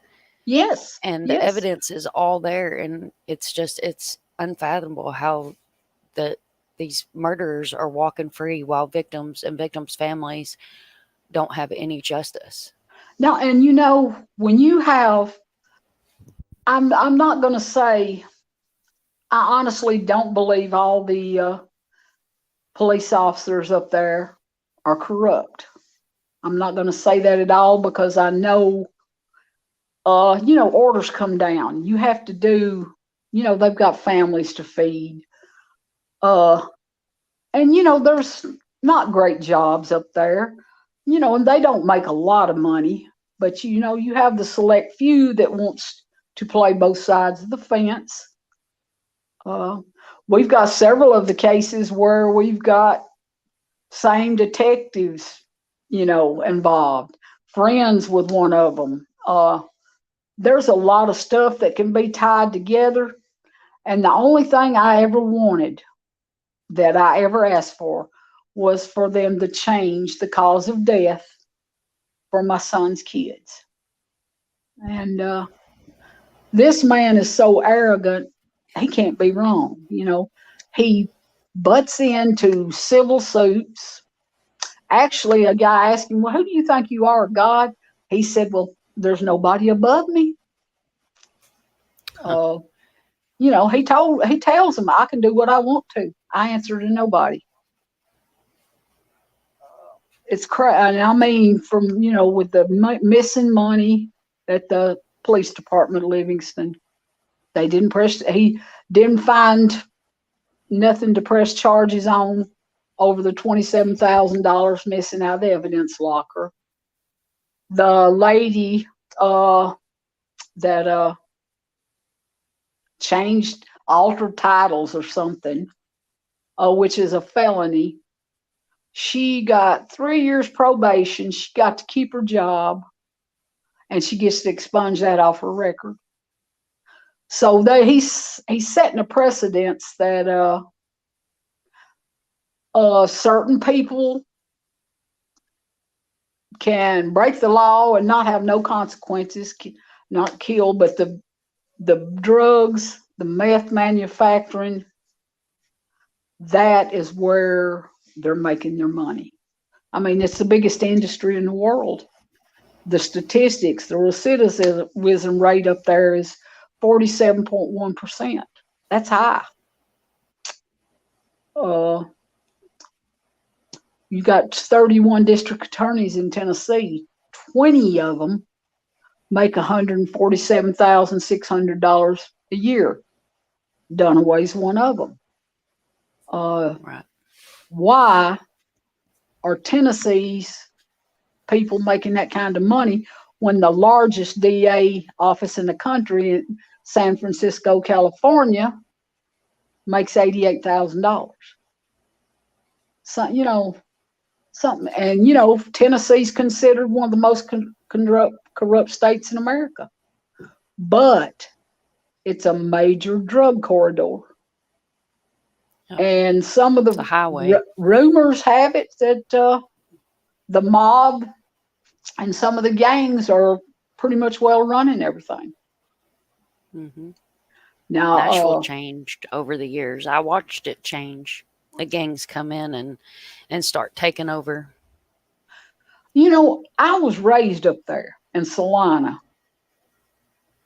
And Aaron started telling me about there was a police officer, and Russell approached Rabbit.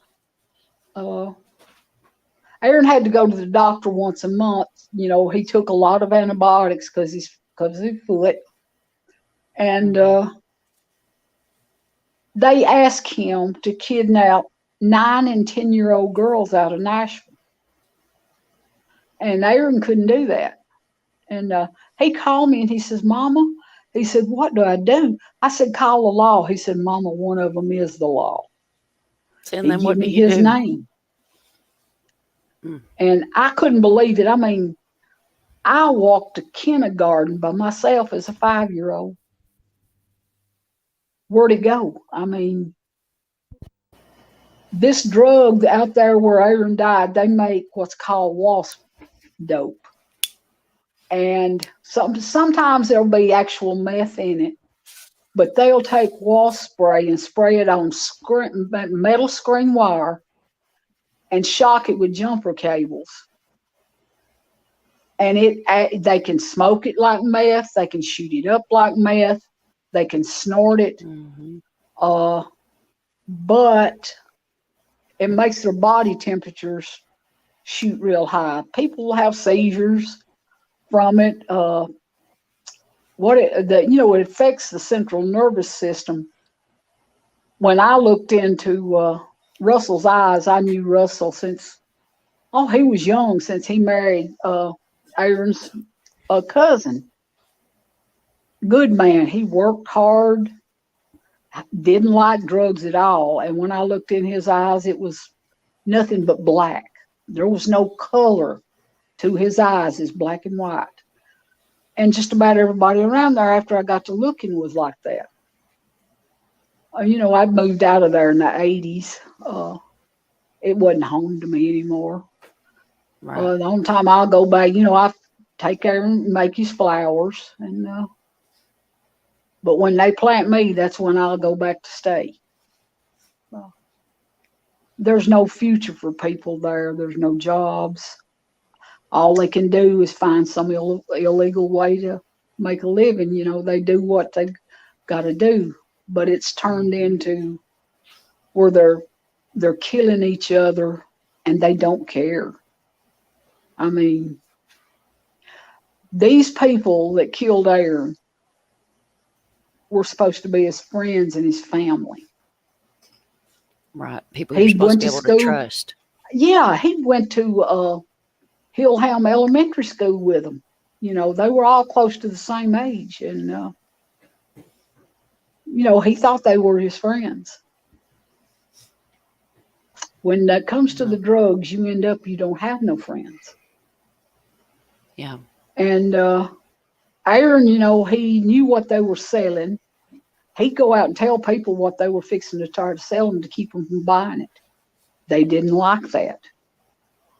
Aaron knew a lot of stuff. He told me so much.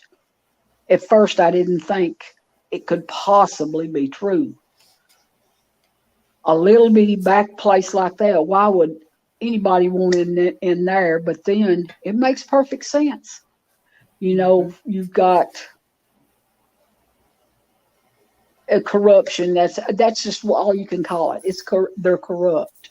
And I'm not saying all of them are, but you've got deputies driving $80,000 sports cars. I think they make $35,000 a year.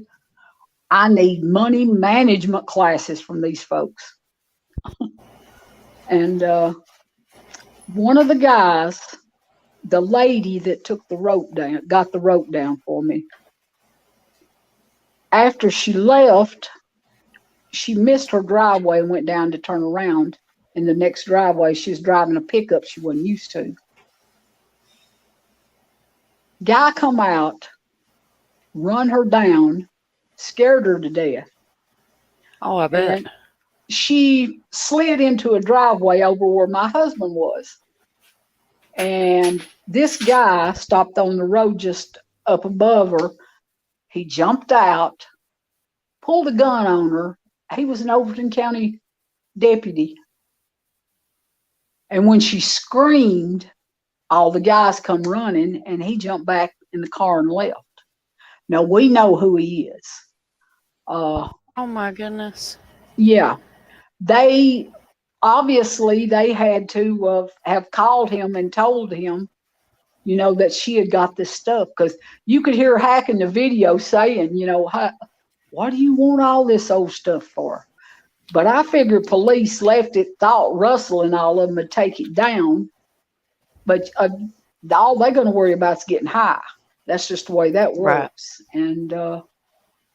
And it was still there when she got there. And then I had posted a photo of some things that were laying on the ground that, you know, were in her video. That's when I found out about the butt chugging and the tubing. And I believe that's why, because there was an actual makeshift funnel in the pictures. And it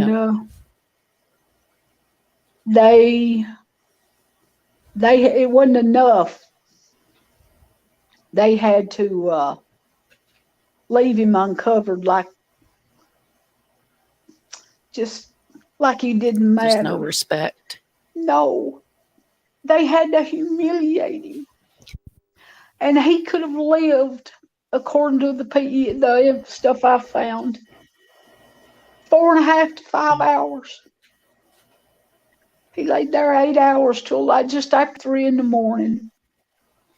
They never took a body temp to say, you know, establish time of death. You know, and it was early in the spring. But when this guy told me about the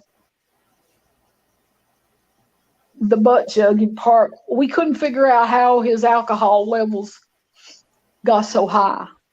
And he told me, and that is actually a registered nurse from Vanderbilt, told me that their alcohol, their BAC, would rise almost instantaneously if it was put up the rectum. I have the liquor bottle that was laying there that wasn't his. And the blood vessels will cause it, you know, your body almost immediately absorbs it. Yes. And see, I had no idea about that. Now we've come, you know, with we've got a bunch of families together. You know, the Bohannon family are waiting on autopsy report. And I'm sure the DA is going to sit on it and prolong their agony just as long as he can, because it's like, I don't know, it's like he gets something out of it by seeing others suffer. And I don't understand.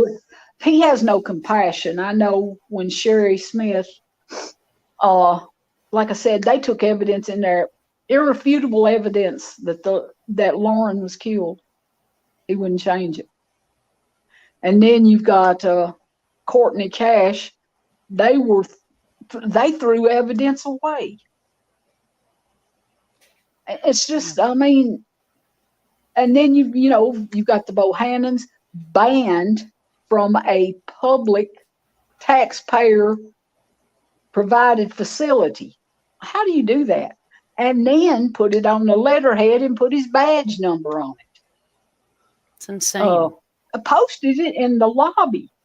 And all these people wanted was to know if there was anything on, anything new about Josh, And then you've got Caitlin Ledbetter. She just disappears 5 o'clock in the morning in her pajama shorts and a hoodie, runs off in the woods and never seen again.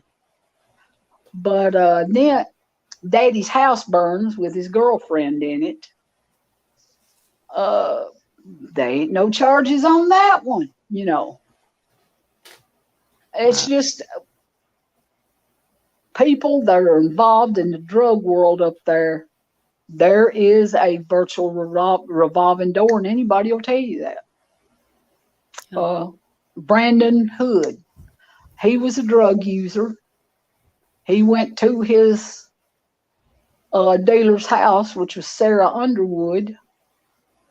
She sold him, it had fentanyl in it.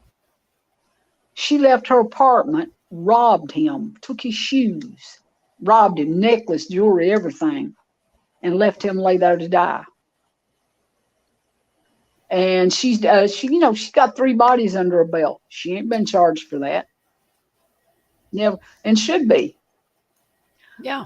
Dunaway charged a black man in DeKalb County, but he wasn't going to charge this Underwood lady. But her ties, she's got some big ties. I mean, you got one lady up there, didn't own a car, didn't own nothing. They got her for 300 grams, over 300 gram manufacturing, sale, delivery. Bond was $300,000. She didn't have a pot to pee in or a window to throw it out. She made bond somehow. Wasn't a month later, she got caught in Georgia. Same thing, $300,000 bond. But they won't tell you who made the bond for her. So, you can see what's going on, really. Yeah. But with It's sad. Aaron, Cindy Young, when they went and saw Dunaway, I thank God I haven't met the man in person. I really do. Not after the way I've heard he's talked to them, but my daughter had sent a FOIA in week before last, and all of that stuff that they sent back, the reports, and there was the letter that said that Aaron's case had been closed October the 13th, 2020. And he asked me to come into his office and talk to his detective. We talked on the phone numerous times. I talked to his detective numerous times. They were always saying, we can't give you nothing if you don't agree to close the case. That stinks. It don't sound right. Because, I asked them point blank, did you close it? We can't give you nothing if, we asked the Overton County, we filed with them. They never said a word about being closed. But, maybe they backdated that letter. I don't know. But obviously you can't trust them to tell the truth. It's not in them. You got suicides, Overton County Jail, ODs. Why are you having ODs in a jail? Exactly. The suicides, the girls that hang themselves, they had one hang herself. Nobody found her for 5 hours in a 6-person cell. That don't wash. It just don't. No, that don't make no sense. No, and there's just too much. And it's not just Overton County. there was a girl out of Texas reached out to me, and hers is virtually the same with Aaron. You know, suicide by hanging seems to be the go-to, but in Aaron's case, he was so big they couldn't get him up. And the big thing, the rope I have is approximately 47 inches long. Aaron is 6'6", and then what was around his neck, no more than probably 20 inches. They couldn't have got to him to cut him down. Right. I mean, there's, you know, The I math mean, don't and add this up. is None of it stuff adds up. I have gathered statements. I mean, it's common sense. But what they were used to up there is well, hang on a second. Oh, you're good. You're good. You know, everybody up there, they just take what they say. They, you know, they spend a lifetime. If it don't affect you, keep your mouth shut. That is what exactly is what's got people to where they're at right now. And the Tennessee Murder Billboard they don't like it. That billboard needs to stay up. You know, we need donate. It costs us $200 a month. The most of the people that's on that billboard has never been able to pay a nickel. And it's understandable. Some of them, family, you know, from Michigan, the bowling girl, that one was a crazy one in Clay County. She was reported missing and found in a trailer, and they said it wasn't against the law to have a corpse in your house. Yeah. Then you have Jason Rice, a guy run over him with no driver's license, no insurance, drinking, speeding, had minors in the car, and left the scene of an accident. He Dunaway said it wasn't against the law to leave the scene of an accident. Yeah, I don't know where, but poor, she said, well, arrest him for something. He says, what do you want me to do? Give him a speeding ticket? But if he don't know that it's against the law to leave the scene of an accident, what business does he have being a district attorney? Exactly. He don't. Hell, I ain't You know, nowhere I near no don't district know attorney, his and I know that skills. ain't I've never seen him in action, but I know he apparently likes to intimidate people. And I don't get it. You know, I guess they're used to people that's not educated, don't have a lot of money, and they're afraid. And I'm not that way. You know, if I have to, I stood by myself for the first 26 months and realized, you know, even if I got Aaron's death certificate changed, it wouldn't change nothing for future generations. You know, we're a brother's keeper, and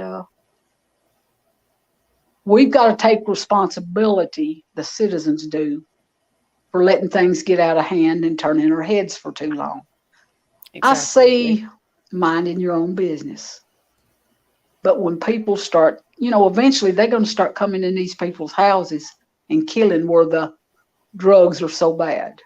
Because this wasp meth, these people are crazy. It drives them insane.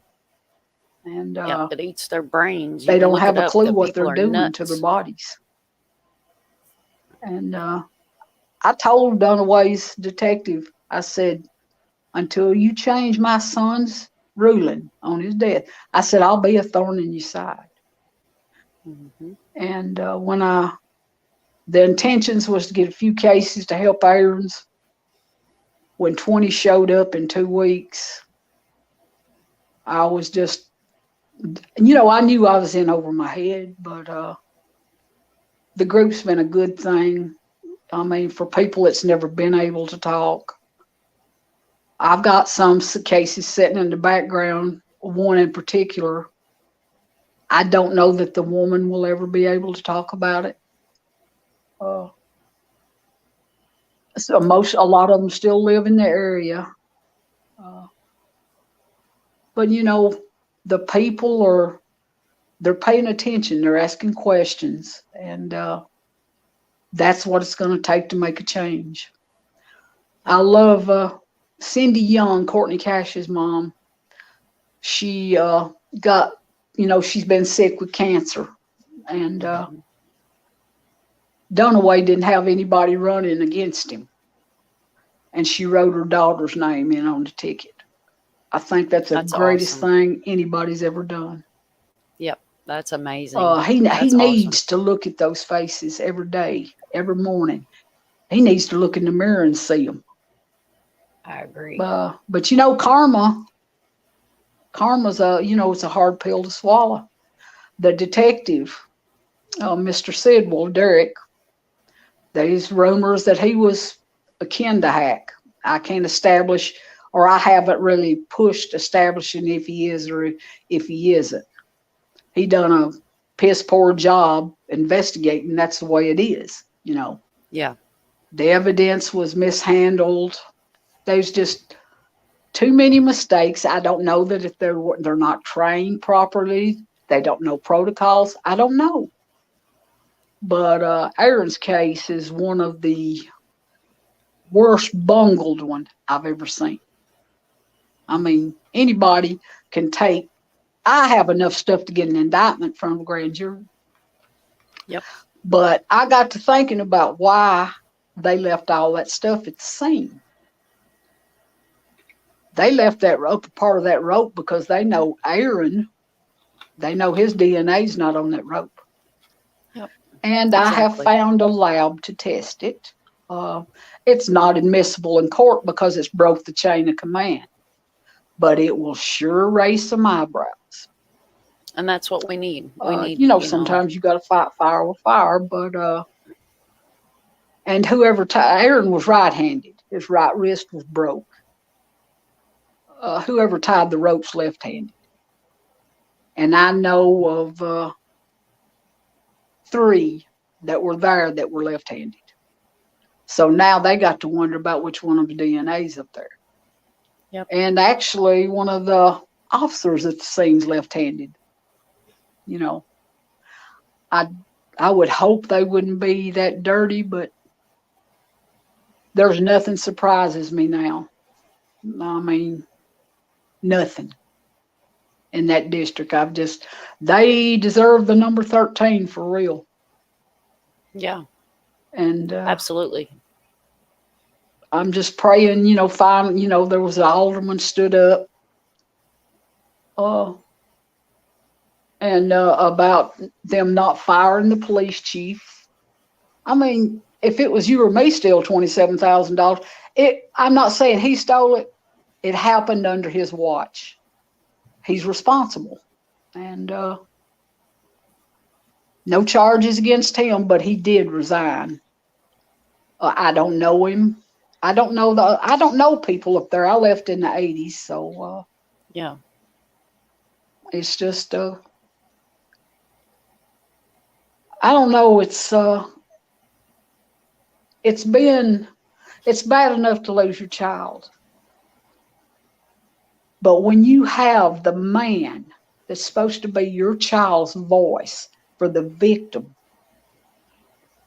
just toss him away like he's a can. Mm-hmm. There's a hurt in you. There's a hurt in your soul and spirit that nothing can describe. I couldn't imagine the pain you go through. You know, they didn't have to kill Aaron. He was leaving.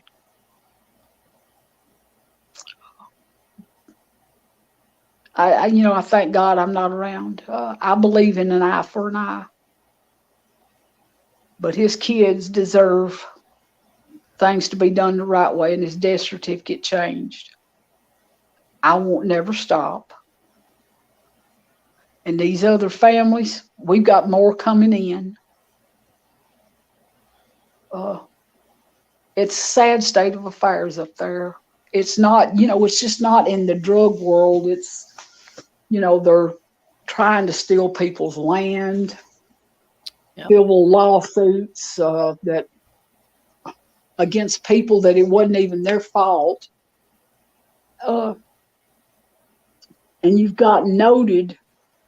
There was a guy told me when I told him the officers that was at the scene, he said you had the most corrupt officers that was in the county there. Well, I said, well, reckon that was arranged too. You know, I don't know. It's like a big tree with a bunch of corrupt branches. Anybody that puts their life and their trust in that department up there or in the district attorney's office, they're in for a rude awakening. Real rude. But if you got any questions, be glad to answer them if I can. Everybody is sharing all the links for the GoFundMe's. Is there a GoFundMe to keep the billboard up? I know there was one to get Aaron exhumed. They've dropped that in chat.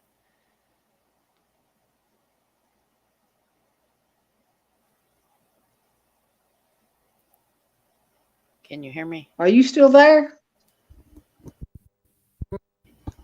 Hello? Oh, it might be my mic. Can you hear me?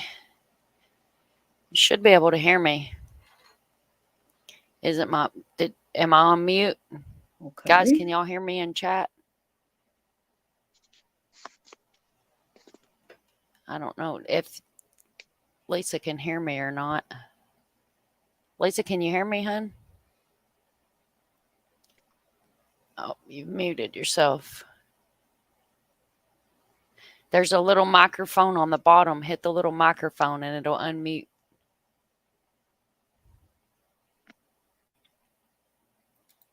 Oh, shit. I don't know what I've done here. Let me drop this link again.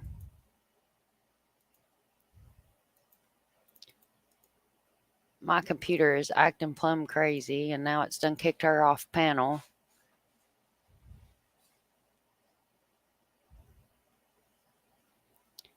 Lisa, if you can hear me, love, come on back up. There she is. Yeah. All right, now can you hear me? There we are. I barely can. All right, let me see if I can turn it up. That might have been the wrong way. Is that better? No, you're about the same. All right, we'll pull it up like this. They were wanting to know in chat if there was a GoFundMe for a lawyer or to keep the billboard up. I know there's one to exhume There Aaron. is. There is actually. I have a GoFundMe. It hasn't. You know, times is tough around the country. You know, with all that's going on.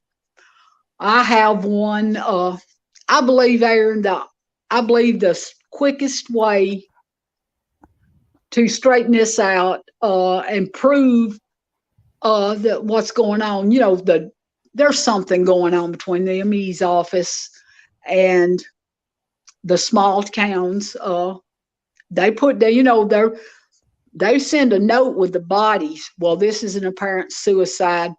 They even sent the note telling about the puppies, and or the medical examiner never knew about it. But yes, I believe a second autopsy would. I haven't got the figures on it.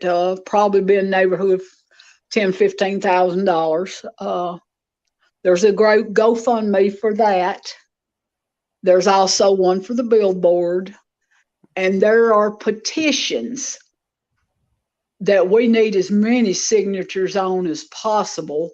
One is asking the FBI to investigate the 13th. And there's one to have Aaron exhumed. They're not, you know, up there, they're not going to sign off for us to have him exhumed. It'd have to go federal to do that. You know, some of this stuff, from what we understand, goes above just the districts. Like I said, but yes, there's GoFundMe for the billboard, and we appreciate anything and everything. You know, nothing's too small. You know, people have to stand when they finally got their courage and they're standing, but times is tough for people. I mean, people are having problems putting food on the table, gas in their car. So, Gas is expensive and living's expensive. And, and I've got a great team here behind me here in chat. We've got Arctic and Check-In. Level Headed was here earlier, Sluggy. I've got built a great team here, and the real crime community is what they've called it. And they're sharing out all the links, and we'll make sure that this gets heard. That's what we wanted, was to be able to get the stories out there and have a voice for everybody, because a lot of these families are not ready to come forward, but we can still say their names. People are afraid. You got people being coerced into taking. I had a guy from Salina call me and tell me about getting pulled over. Supposed to have had guns in the car, didn't have them. He didn't think nothing about it, feared to be thrown out, and he went to court. He was virtually blackmailed into taking a plea bargain. Some of them, I mean, people are pressured into taking things that, even if they're not guilty, it's not right. I mean, right's right and wrong's wrong, no matter who's doing it. Absolutely. And, now this, I don't mean to offend nobody. This is my personal belief. When they took God out of our schools and out of government, we've been in a downhill spiral ever since. I mean, there's no respect for human life. People are so busy working, spoiling kids, that they're not, they're teaching them to kill. They're not teaching them to have the bare knuckle fist fights where you got a bruise or a black eye. They're killing. Kids are killing. Yep. I mean, when I went to school, you had guys at school with 30-06s and 30-30s in the back glass, or 12-gauge shotguns. Wasn't nothing thought about it, and it's sitting in the school parking lot. Yep, I grew up in the same times where, it was normal. And now, Yeah. like I said, the high school I went to growing up has a fence around it. Well,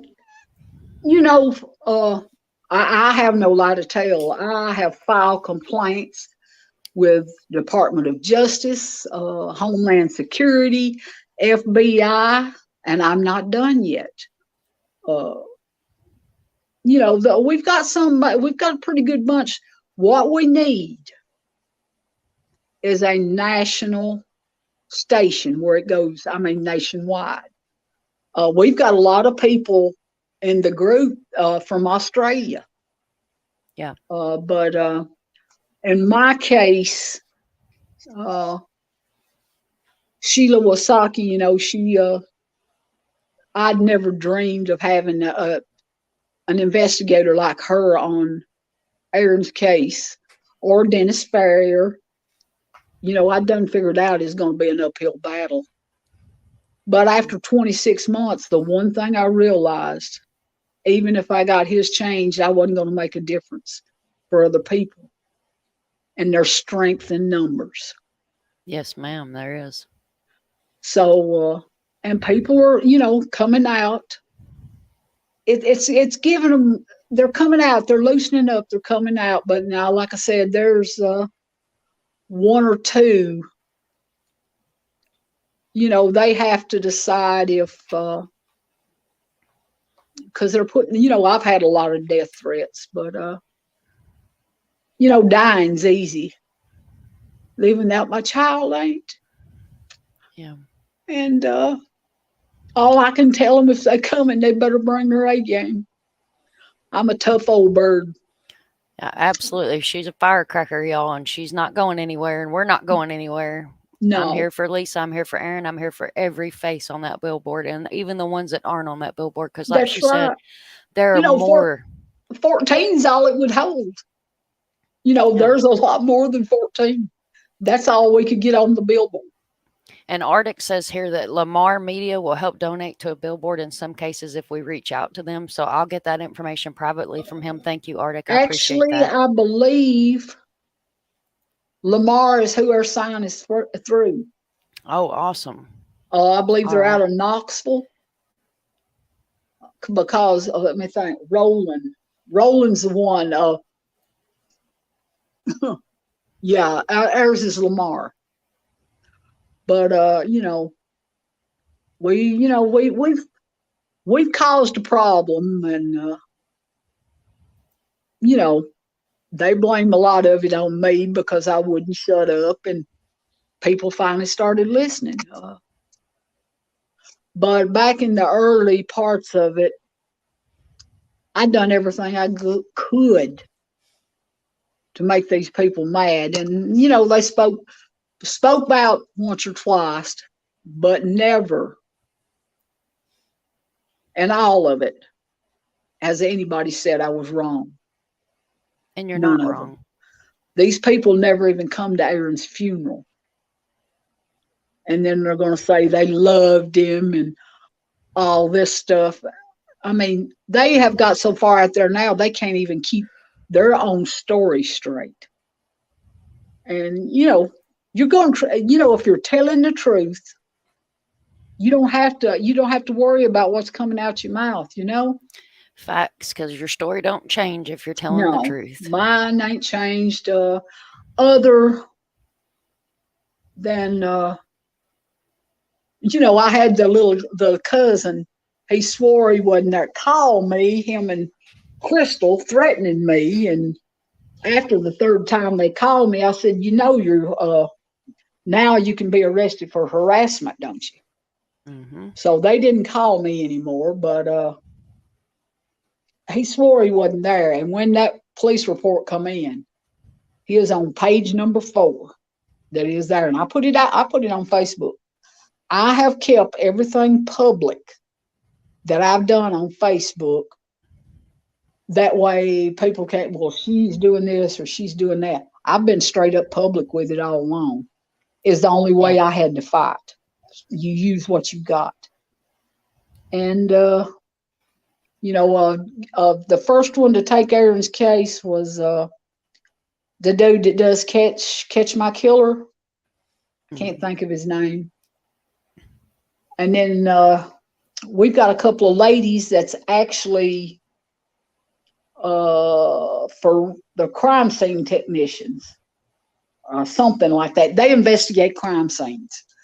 And they have come in and started explaining to people what these autopsy reports mean, what the words mean, because nobody would ever answer their questions. Cindy don't know if Courtney, bled to death or where Austin shot her up if the drugs killed her. Parents want to know that. I mean, it sounds gruesome, but parents want to know. And there was a lady the other day talked to me, and I'd heard Aaron's last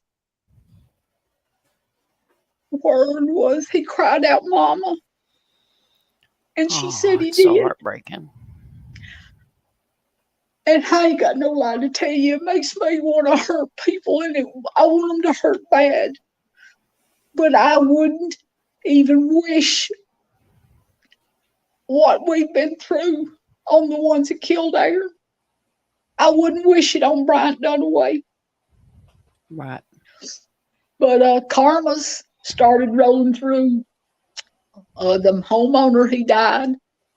The detective died. He was 42 years old. He died from COVID. He left a little girl. And then Aaron had 2 kids. Yes. And if they had shut that place down, it started in the 70s. They shut it down a long time ago. Aaron might still be alive. Yeah. And they know about it. It's not something that was just an unknown up in the sticks. No, they knew what was going on. They knew for years and years and years. Yeah, they did. The morning, April the 5th, Aaron died. They declared him dead at 6:15. Somewhere around 3 o'clock that morning, prior to Aaron dying, there's a suicide. Now it was a real suicide. Dude grabbed his old lady, went to the front door, put a 357 under his chin, and blowed the top of his head off. Doing that bad dope. And actually, there'd been 6 suicides within like a year on that ridge, and there was only one of them a real suicide. And you have to do some hunting and digging to find any info on any of it. When Aaron died, all that you could find on him on the internet was a very small obituary. Now there's a lot on there, and they made sure his police records was on there too. Yeah. But Aaron never was in no serious trouble. He wasn't good being on paper. He just didn't like somebody telling him you got to roll out of bed at 7 o'clock in the morning and be at a certain place. And most of the police officers, especially down West Tennessee, they loved him to death. Just a good old country boy. That's what he He sounded like. was. to me. Aaron, our kids were taught to, respect their elders and kids. He loved kids more than you. If you look at any of his pictures in his group, you can see the love in his eyes for those kids. His daddy, he idolized his daddy. He would have never took a chance on his daddy seeing him like that. He wouldn't have done it. Aaron was a lot like me. If I'm right, I stand up and fight the devil if I got to fight by myself. Absolutely. At least I was strong enough to do it. And he wouldn't let people pick on other people. Russell would abuse his daddy, take money from him. Actually, the girls that stayed out there did too, and Rabbit wouldn't let them do him like that. And then for him, I believe Aaron knew there was something coming because he had told me, Mama, if something happens, call that detective. Give me the name. And I'd been gone from up there for 40 years, so I didn't know nobody. Yeah. But he made a point too to tell a guy, he was a friend of the family. On Friday, he talked to me on Thursday, 8 days before he died, and then he talked to Bobby on Friday, which was 7 days before he died, and told Bobby, he said, you tell my mom and daddy if something happens to me, I didn't do it. So Aaron knew something was coming. I just don't know that he thought that they would kill him. Right. And he was trying to leave. And that's what I don't understand is he was, he foreseen something happening. He made arrangements. He was trying to leave peacefully. And what, the way they went about it and what they did to him it's just unspeakable. Yeah, it is. Like I said, everything from day one's been a lie. And, the Overton County Sheriff, I don't believe he was ever at the scene. I spoke to him one time. He spoke to me decently. Mr. Dunaway spoke to me decently. Might not have been the same face to face. Right. But he seems like he's pretty disrespectful face to face to families. yeah, he does. But Judge Young, that they went after him, and I haven't figured out just exactly why, because he played a big part in a lot of the, the court system part. And he was a civil judge, but he handled other cases as well. But what I see is all the first offenses, you got money setting for this first offense right here, on your books. Well, when you get that another first offense, I want to know where that money from the other first offense went. Right. Because the first offenses are all that's going on record. And I've tried to pull records on them. I don't know how they get any federal aid because you go down, most of the pages are basically blank. TBI, you can't go on their site. You go try to pull something on the 13th and it'll say currently not available. Try again later. Wow. Yeah. So, whoever's looking over all this stuff, the whole district needs investigating. I mean, you had the sheriff of White County or issue a deadly force, basically a shoot to kill order on a guy that went through 2 counties, 35 miles an hour, never exceeded 35 miles an hour. He just wouldn't pull over and stop. And they shot and killed him. And the body cam footage showed the sheriff saying, God, I love this shit. Mm-hmm. I mean, you love killing people. An innocent man. It was the wrong man they shot. And the sheriff loves it and orders deadly force. And the DA said it was a clean shoot. Yep.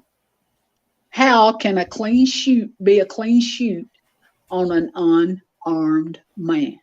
Exactly. And the video footage is out there too. It is. It is. It's out there.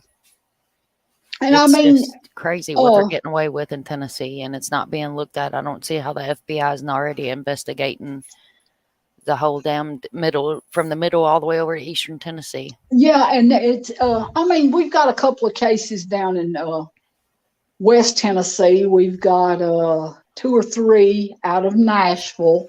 Mm-hmm. The group has been a place for people to talk, to talk. It's a safe haven. It's a private group. And the rules, we go through people's, if your Facebook list, friends list is not open, you're not coming in. Right. It's to protect all the members that are telling their stories. And so far we've done pretty good keeping them out. Nobody realized what Tennessee's dark hole was. I guess they thought it was a cave system or something. But it's been a good thing for a lot of people. The intention of it initially has changed. That group's going to stay there for the next victims. And hopefully, enough of us together, we can slow it down. We can at least give hope for future generations. And right now, these people should be leading by example, and all they're doing is teaching people it's all right to kill, it's all right to steal, and it'll only get worse. But because obviously, look, where I grew up, Salina, you don't see people walk down the street in Salina in the daytime. Everybody knew everybody. A lot of people now don't even know their next door neighbors. Yeah. And you're too damn scared to learn who your neighbors are. Right. And the one thing, I've never been built to be afraid. If I'm right, and I know I'm right, I don't care who I've got to take on. You can kill me, but you can't eat me. Shoot. Right.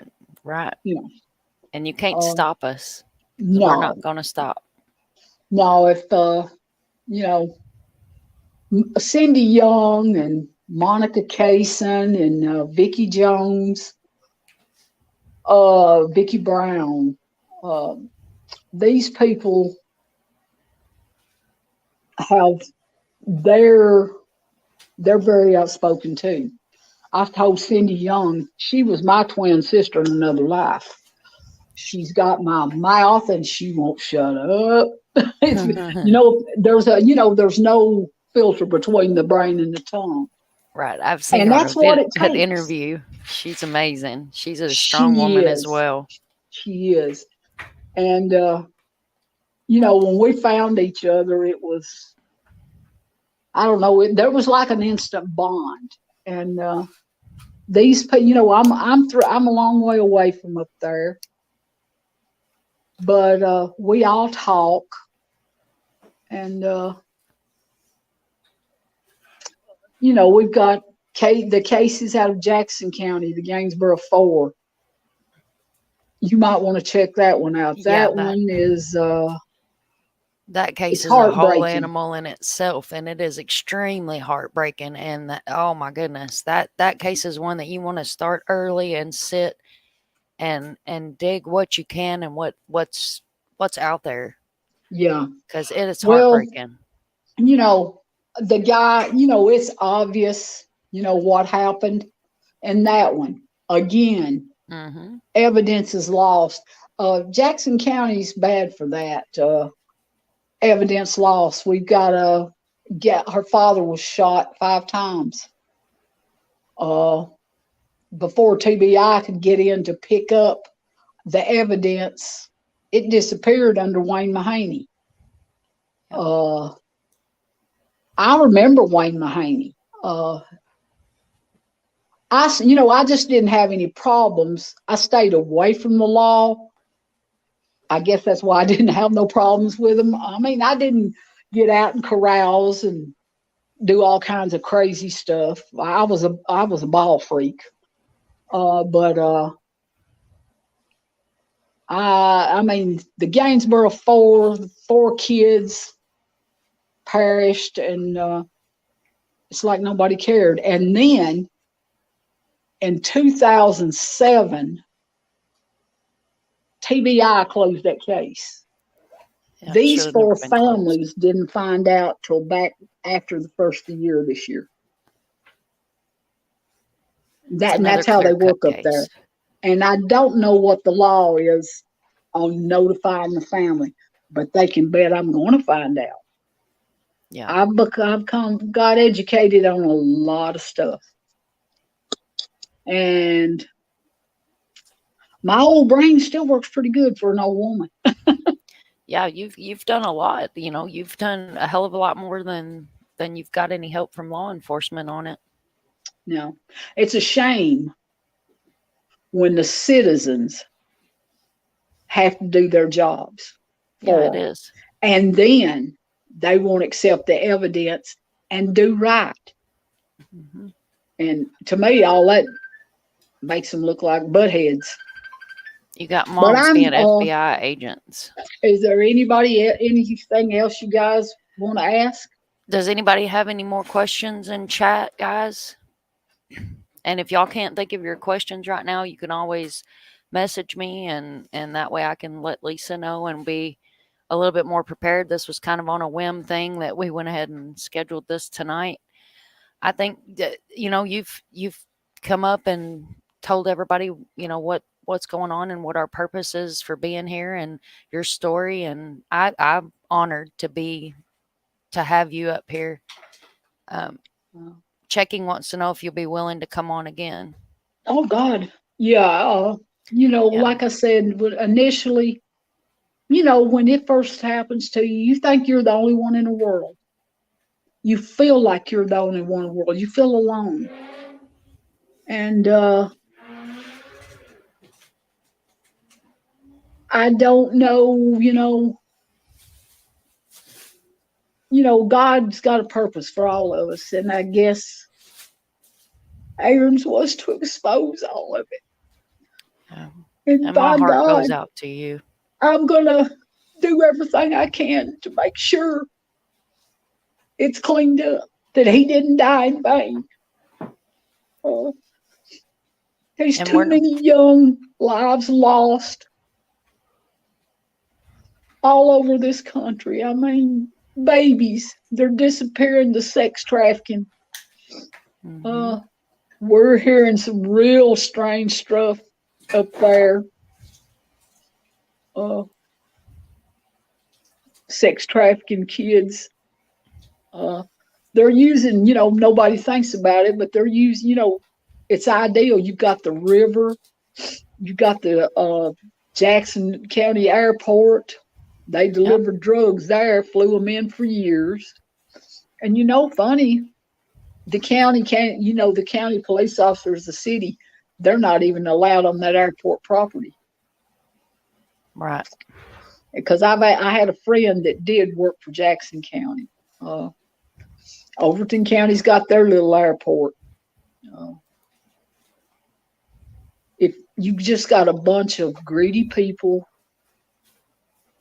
that don't realize they have children.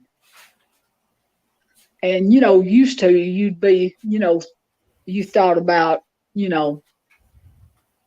it's not a question of if it could knock on your door. Now it's a question of when. Right. If they don't stop it. And these people that's sitting in office don't care whose child's buried. They don't care. As long as it ain't theirs.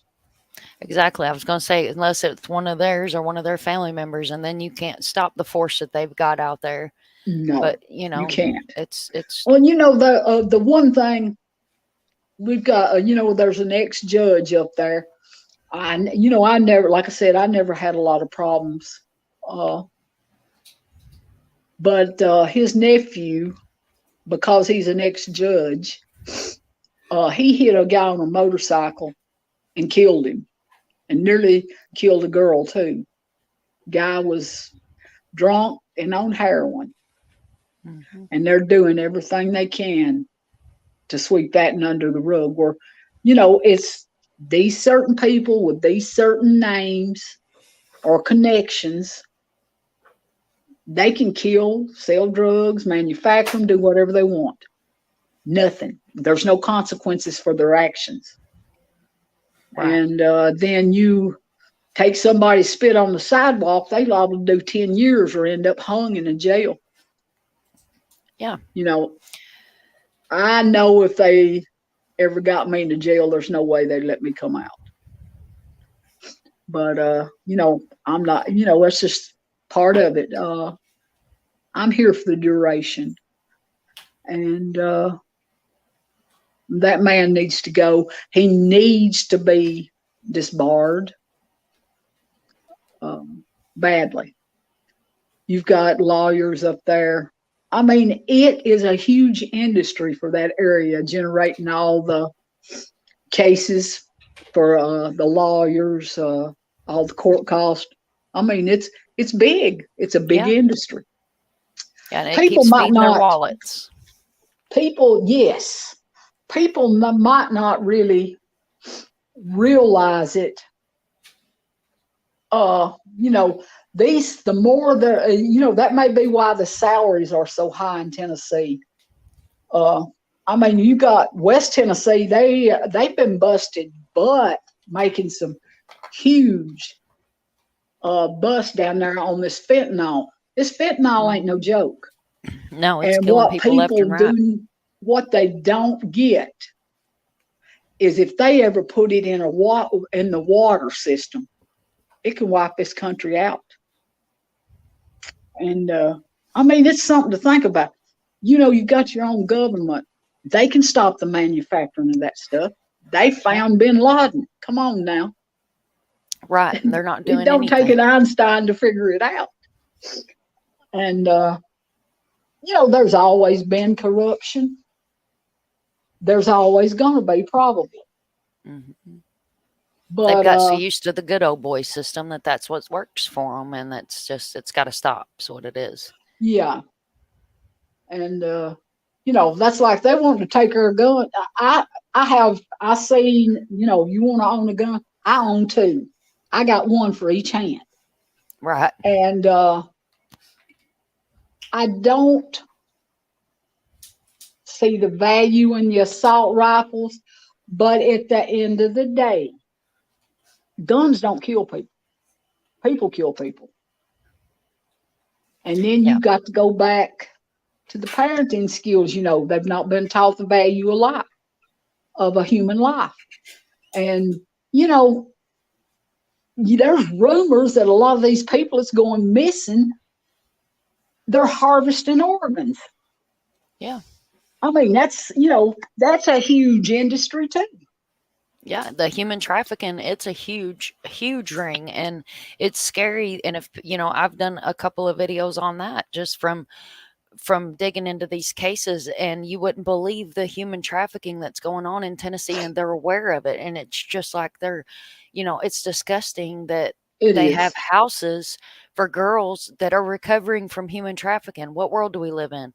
What world do we live in that we need homes for girls to recover in from human trafficking?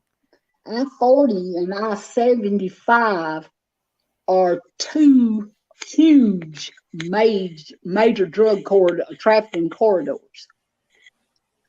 And there's rumors that there's a lot of payoffs going close to those two interstates. Oh, I'm sure. I mean, you can hear anything. That I can't say is a fact, but there's something going on. Yeah, obviously. Definitely. And I don't know that. I hear it's the mafia, but you can hear anything. Mm-hmm. I never knew anybody that was mafia up there, but I don't know. You've got a lot. It's a lot of people that's moved in out of Michigan down there, and the corridor runs to Michigan, and then it comes back into Tennessee. So, people got to decide. Well, we're going to have to set. Eventually, if they want to kill us out, they'll put the stuff in the water. That's just if they want us killed, they'll kill us. Yeah, population control. They do it if they want to. I love this country. I love the people. But sometimes, even at home, you've got to stand up. Unless you got to stand up and be counted. Yep. So now the biggest thing that stands out to me, we've got 31 districts in Tennessee. You've got 20 DAs making $147,600 a year. Why? I mean, they're generating plenty of money, but the money they're generating all these cases is probably why they're making so much. There's so much going into the system. Exactly. It's checks and balances. That's what it comes back to. And but citizens have got to they've got to take their district back. If they want to sit behind the door and not do anything, then when somebody comes through the door and hurts them, they ain't got nobody to blame but themselves. But I'm going to get off here. Thank everybody for listening to me. I'm sorry for the emotions. Don't you never be easy. sorry. Don't you never be sorry for your emotions. Everybody in chat sending you love, checking, and everybody, they are all saying they send love and they thank you for being here and to stay strong. And Jody Reason here, that she's actually in Australia, so we're reaching, and that's what we want. But don't you ever apologize. We're here for you, and a safe place for you to come and have your emotions and talk about Aaron and talk about these other families and being brought together. And like I said, and I love the fact that I found you, and I love you with all my heart. And I'm, you're welcome to come up anytime you want and talk, or, you can always message me private or call me, and I'm there for you. But everybody that's been here tonight, that's been, actively in chat, and I hope of those that were listening as well, that, share this out. This is what we need. Lisa needs for us all to stand together and be a voice for everybody. The thing with Aaron's case, and I don't like to say it, I keep hoping that there's one or two of those good guys up there will stand up and go and tell the truth, because Aaron's case is 100% cover up. 100%. And You if we know, can those get eyes on payouts. Aaron's case, then we're hoping that, the rest of these cover-ups will come out. This is what we need, guys. I And think she's not asking for much. She wants the death certificate changed to the proper reason for death. He has 2 children. And this is her and his 2 children's justice that we're trying to reach for. I believe the second autopsy would prove, that there's something going. You've got unqualified cops on the street calling the cause of death. They're not qualified to call it. And you've got a medical examiner. They're being paid to do a job. Let them do it. They have no, actually, I listened to a podcast where some guys with the Tennessee Bar Association said that the medical examiner should be left alone and not be influenced by the police officers, because the medical examiner goes along with whatever these officers say. Right. Or, how else would have, the medical examiner knew there's puppies around my son. Right, the details that are there, Right. a medical I examiner mean, should know. They're paid to do a job. That's what they went to school to do. Let them do it. And there needs to be some laws, and it needs to be across America, because the suicide by hanging is the big go-to for the police. Mm-hmm. And it's easy. I mean, open, shut, don't have to have no man hours in it. Right. They're taking the easy way out. And they took the easy way out on the wrong mama's child. Exactly. And maybe we'll make a difference. I've got friends up there. I won't never live there, but they've got kids, they've got grandkids, and those children deserve to grow up and not have to live in fear. Absolutely. And the people can give them that. But 20 out of 31 districts in Tennessee, the district attorney, there was nobody run against them.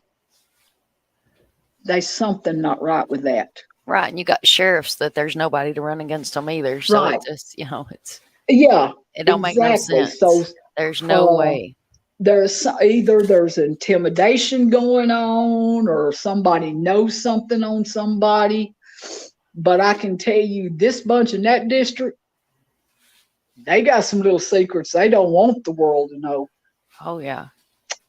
I mean, and they some serious ones. But it's like I said, I have never intended to go after anybody, to ruin anybody's life, because there's a lot, people talk to me, and I've picked up things on a lot of people that's holding them offices up there that, it's personal.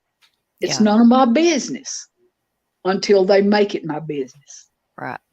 And I just, my thing is, we need to go back to, being our brother's keepers, love thy neighbor, and bring God back into government and the schools. Absolutely. Lord. I mean, Aaron believed in God. I actually have a picture of him being baptized. And like I said, I accepted it, that he had done it.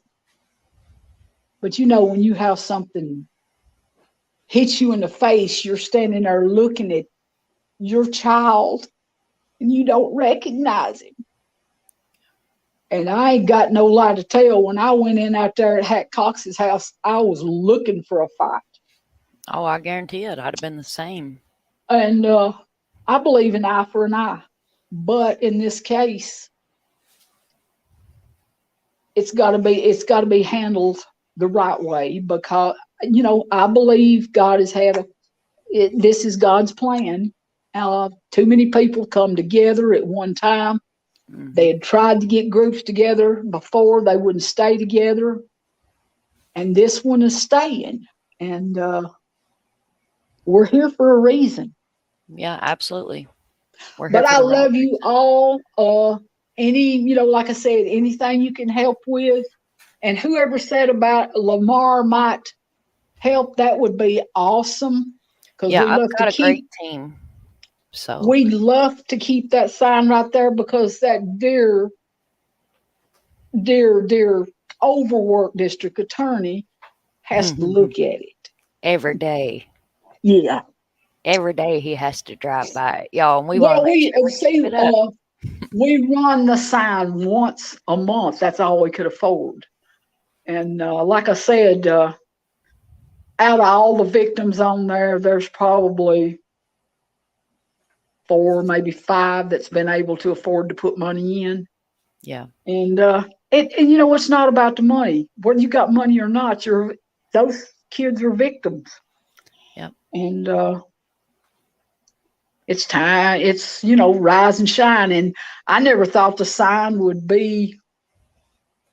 bring as much attention as it did. I just didn't think about it.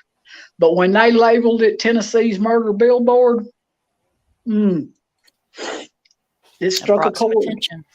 Yep. Yes. But I appreciate all of you.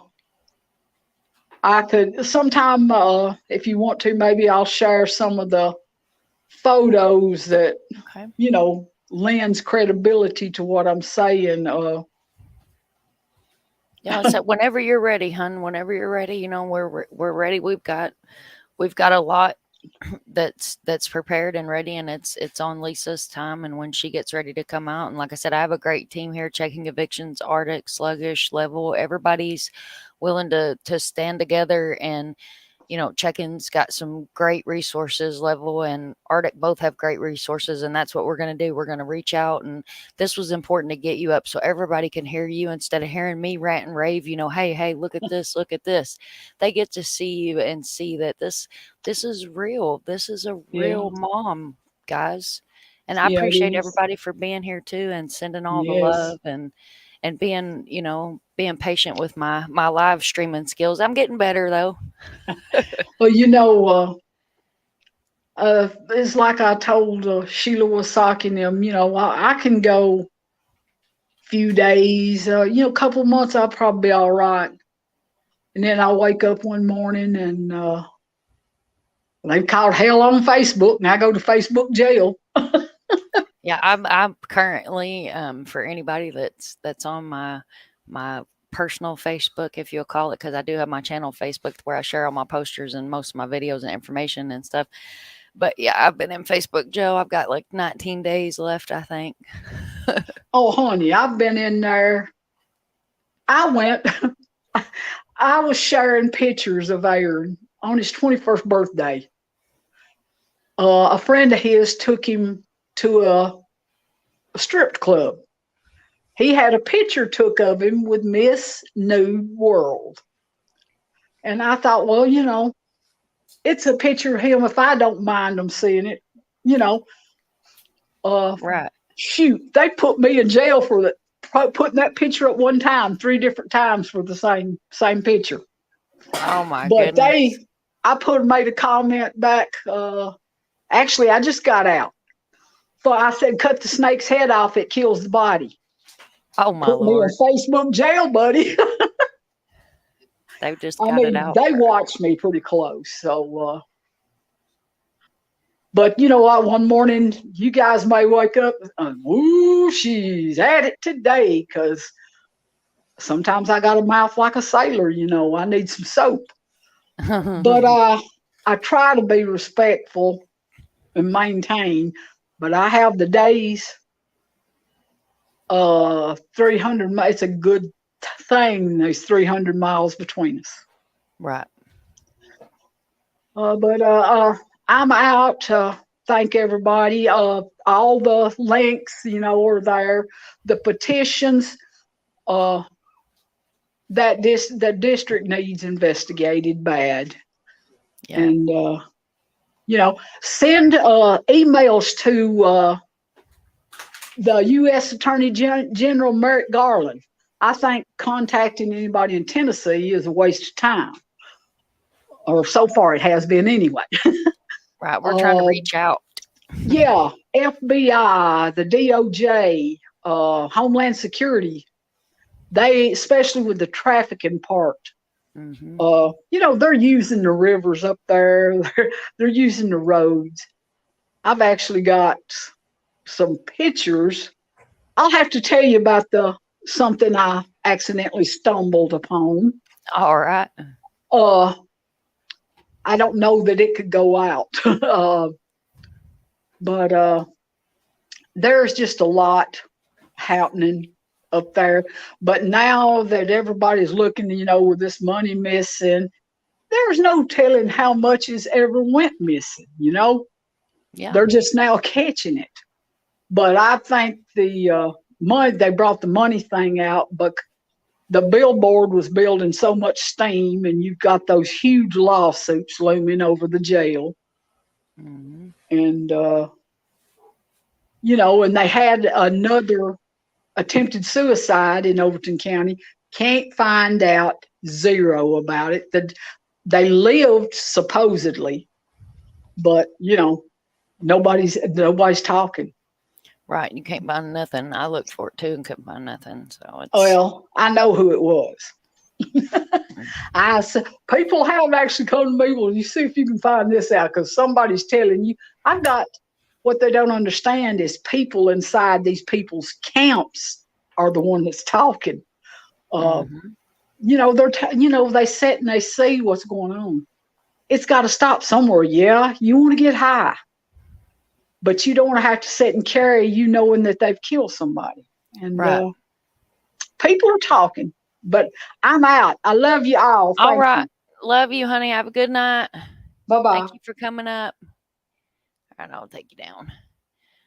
All right, guys. I appreciate everybody for being here and everybody for listening to Lisa and being respectful. And I especially appreciate my team for hanging out with me, and for everybody that was here for 3 hours, and my mods and everybody that supports my channel. Remember to hit that subscribe, like, and share. If you see something, say something.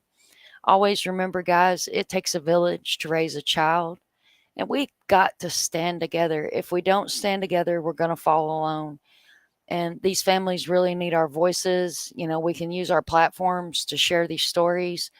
And for those of us that like to investigate, dig, and sleuth, and these are some great cases to put your energy towards. And like if you follow Arctic, the famous words of Arctic, let's all back away and focus on some of these other cases that are not getting the media coverage and that are not getting any kind of coverage that they need. The missing that are on the billboard, I've made posters for them. Everybody has a video.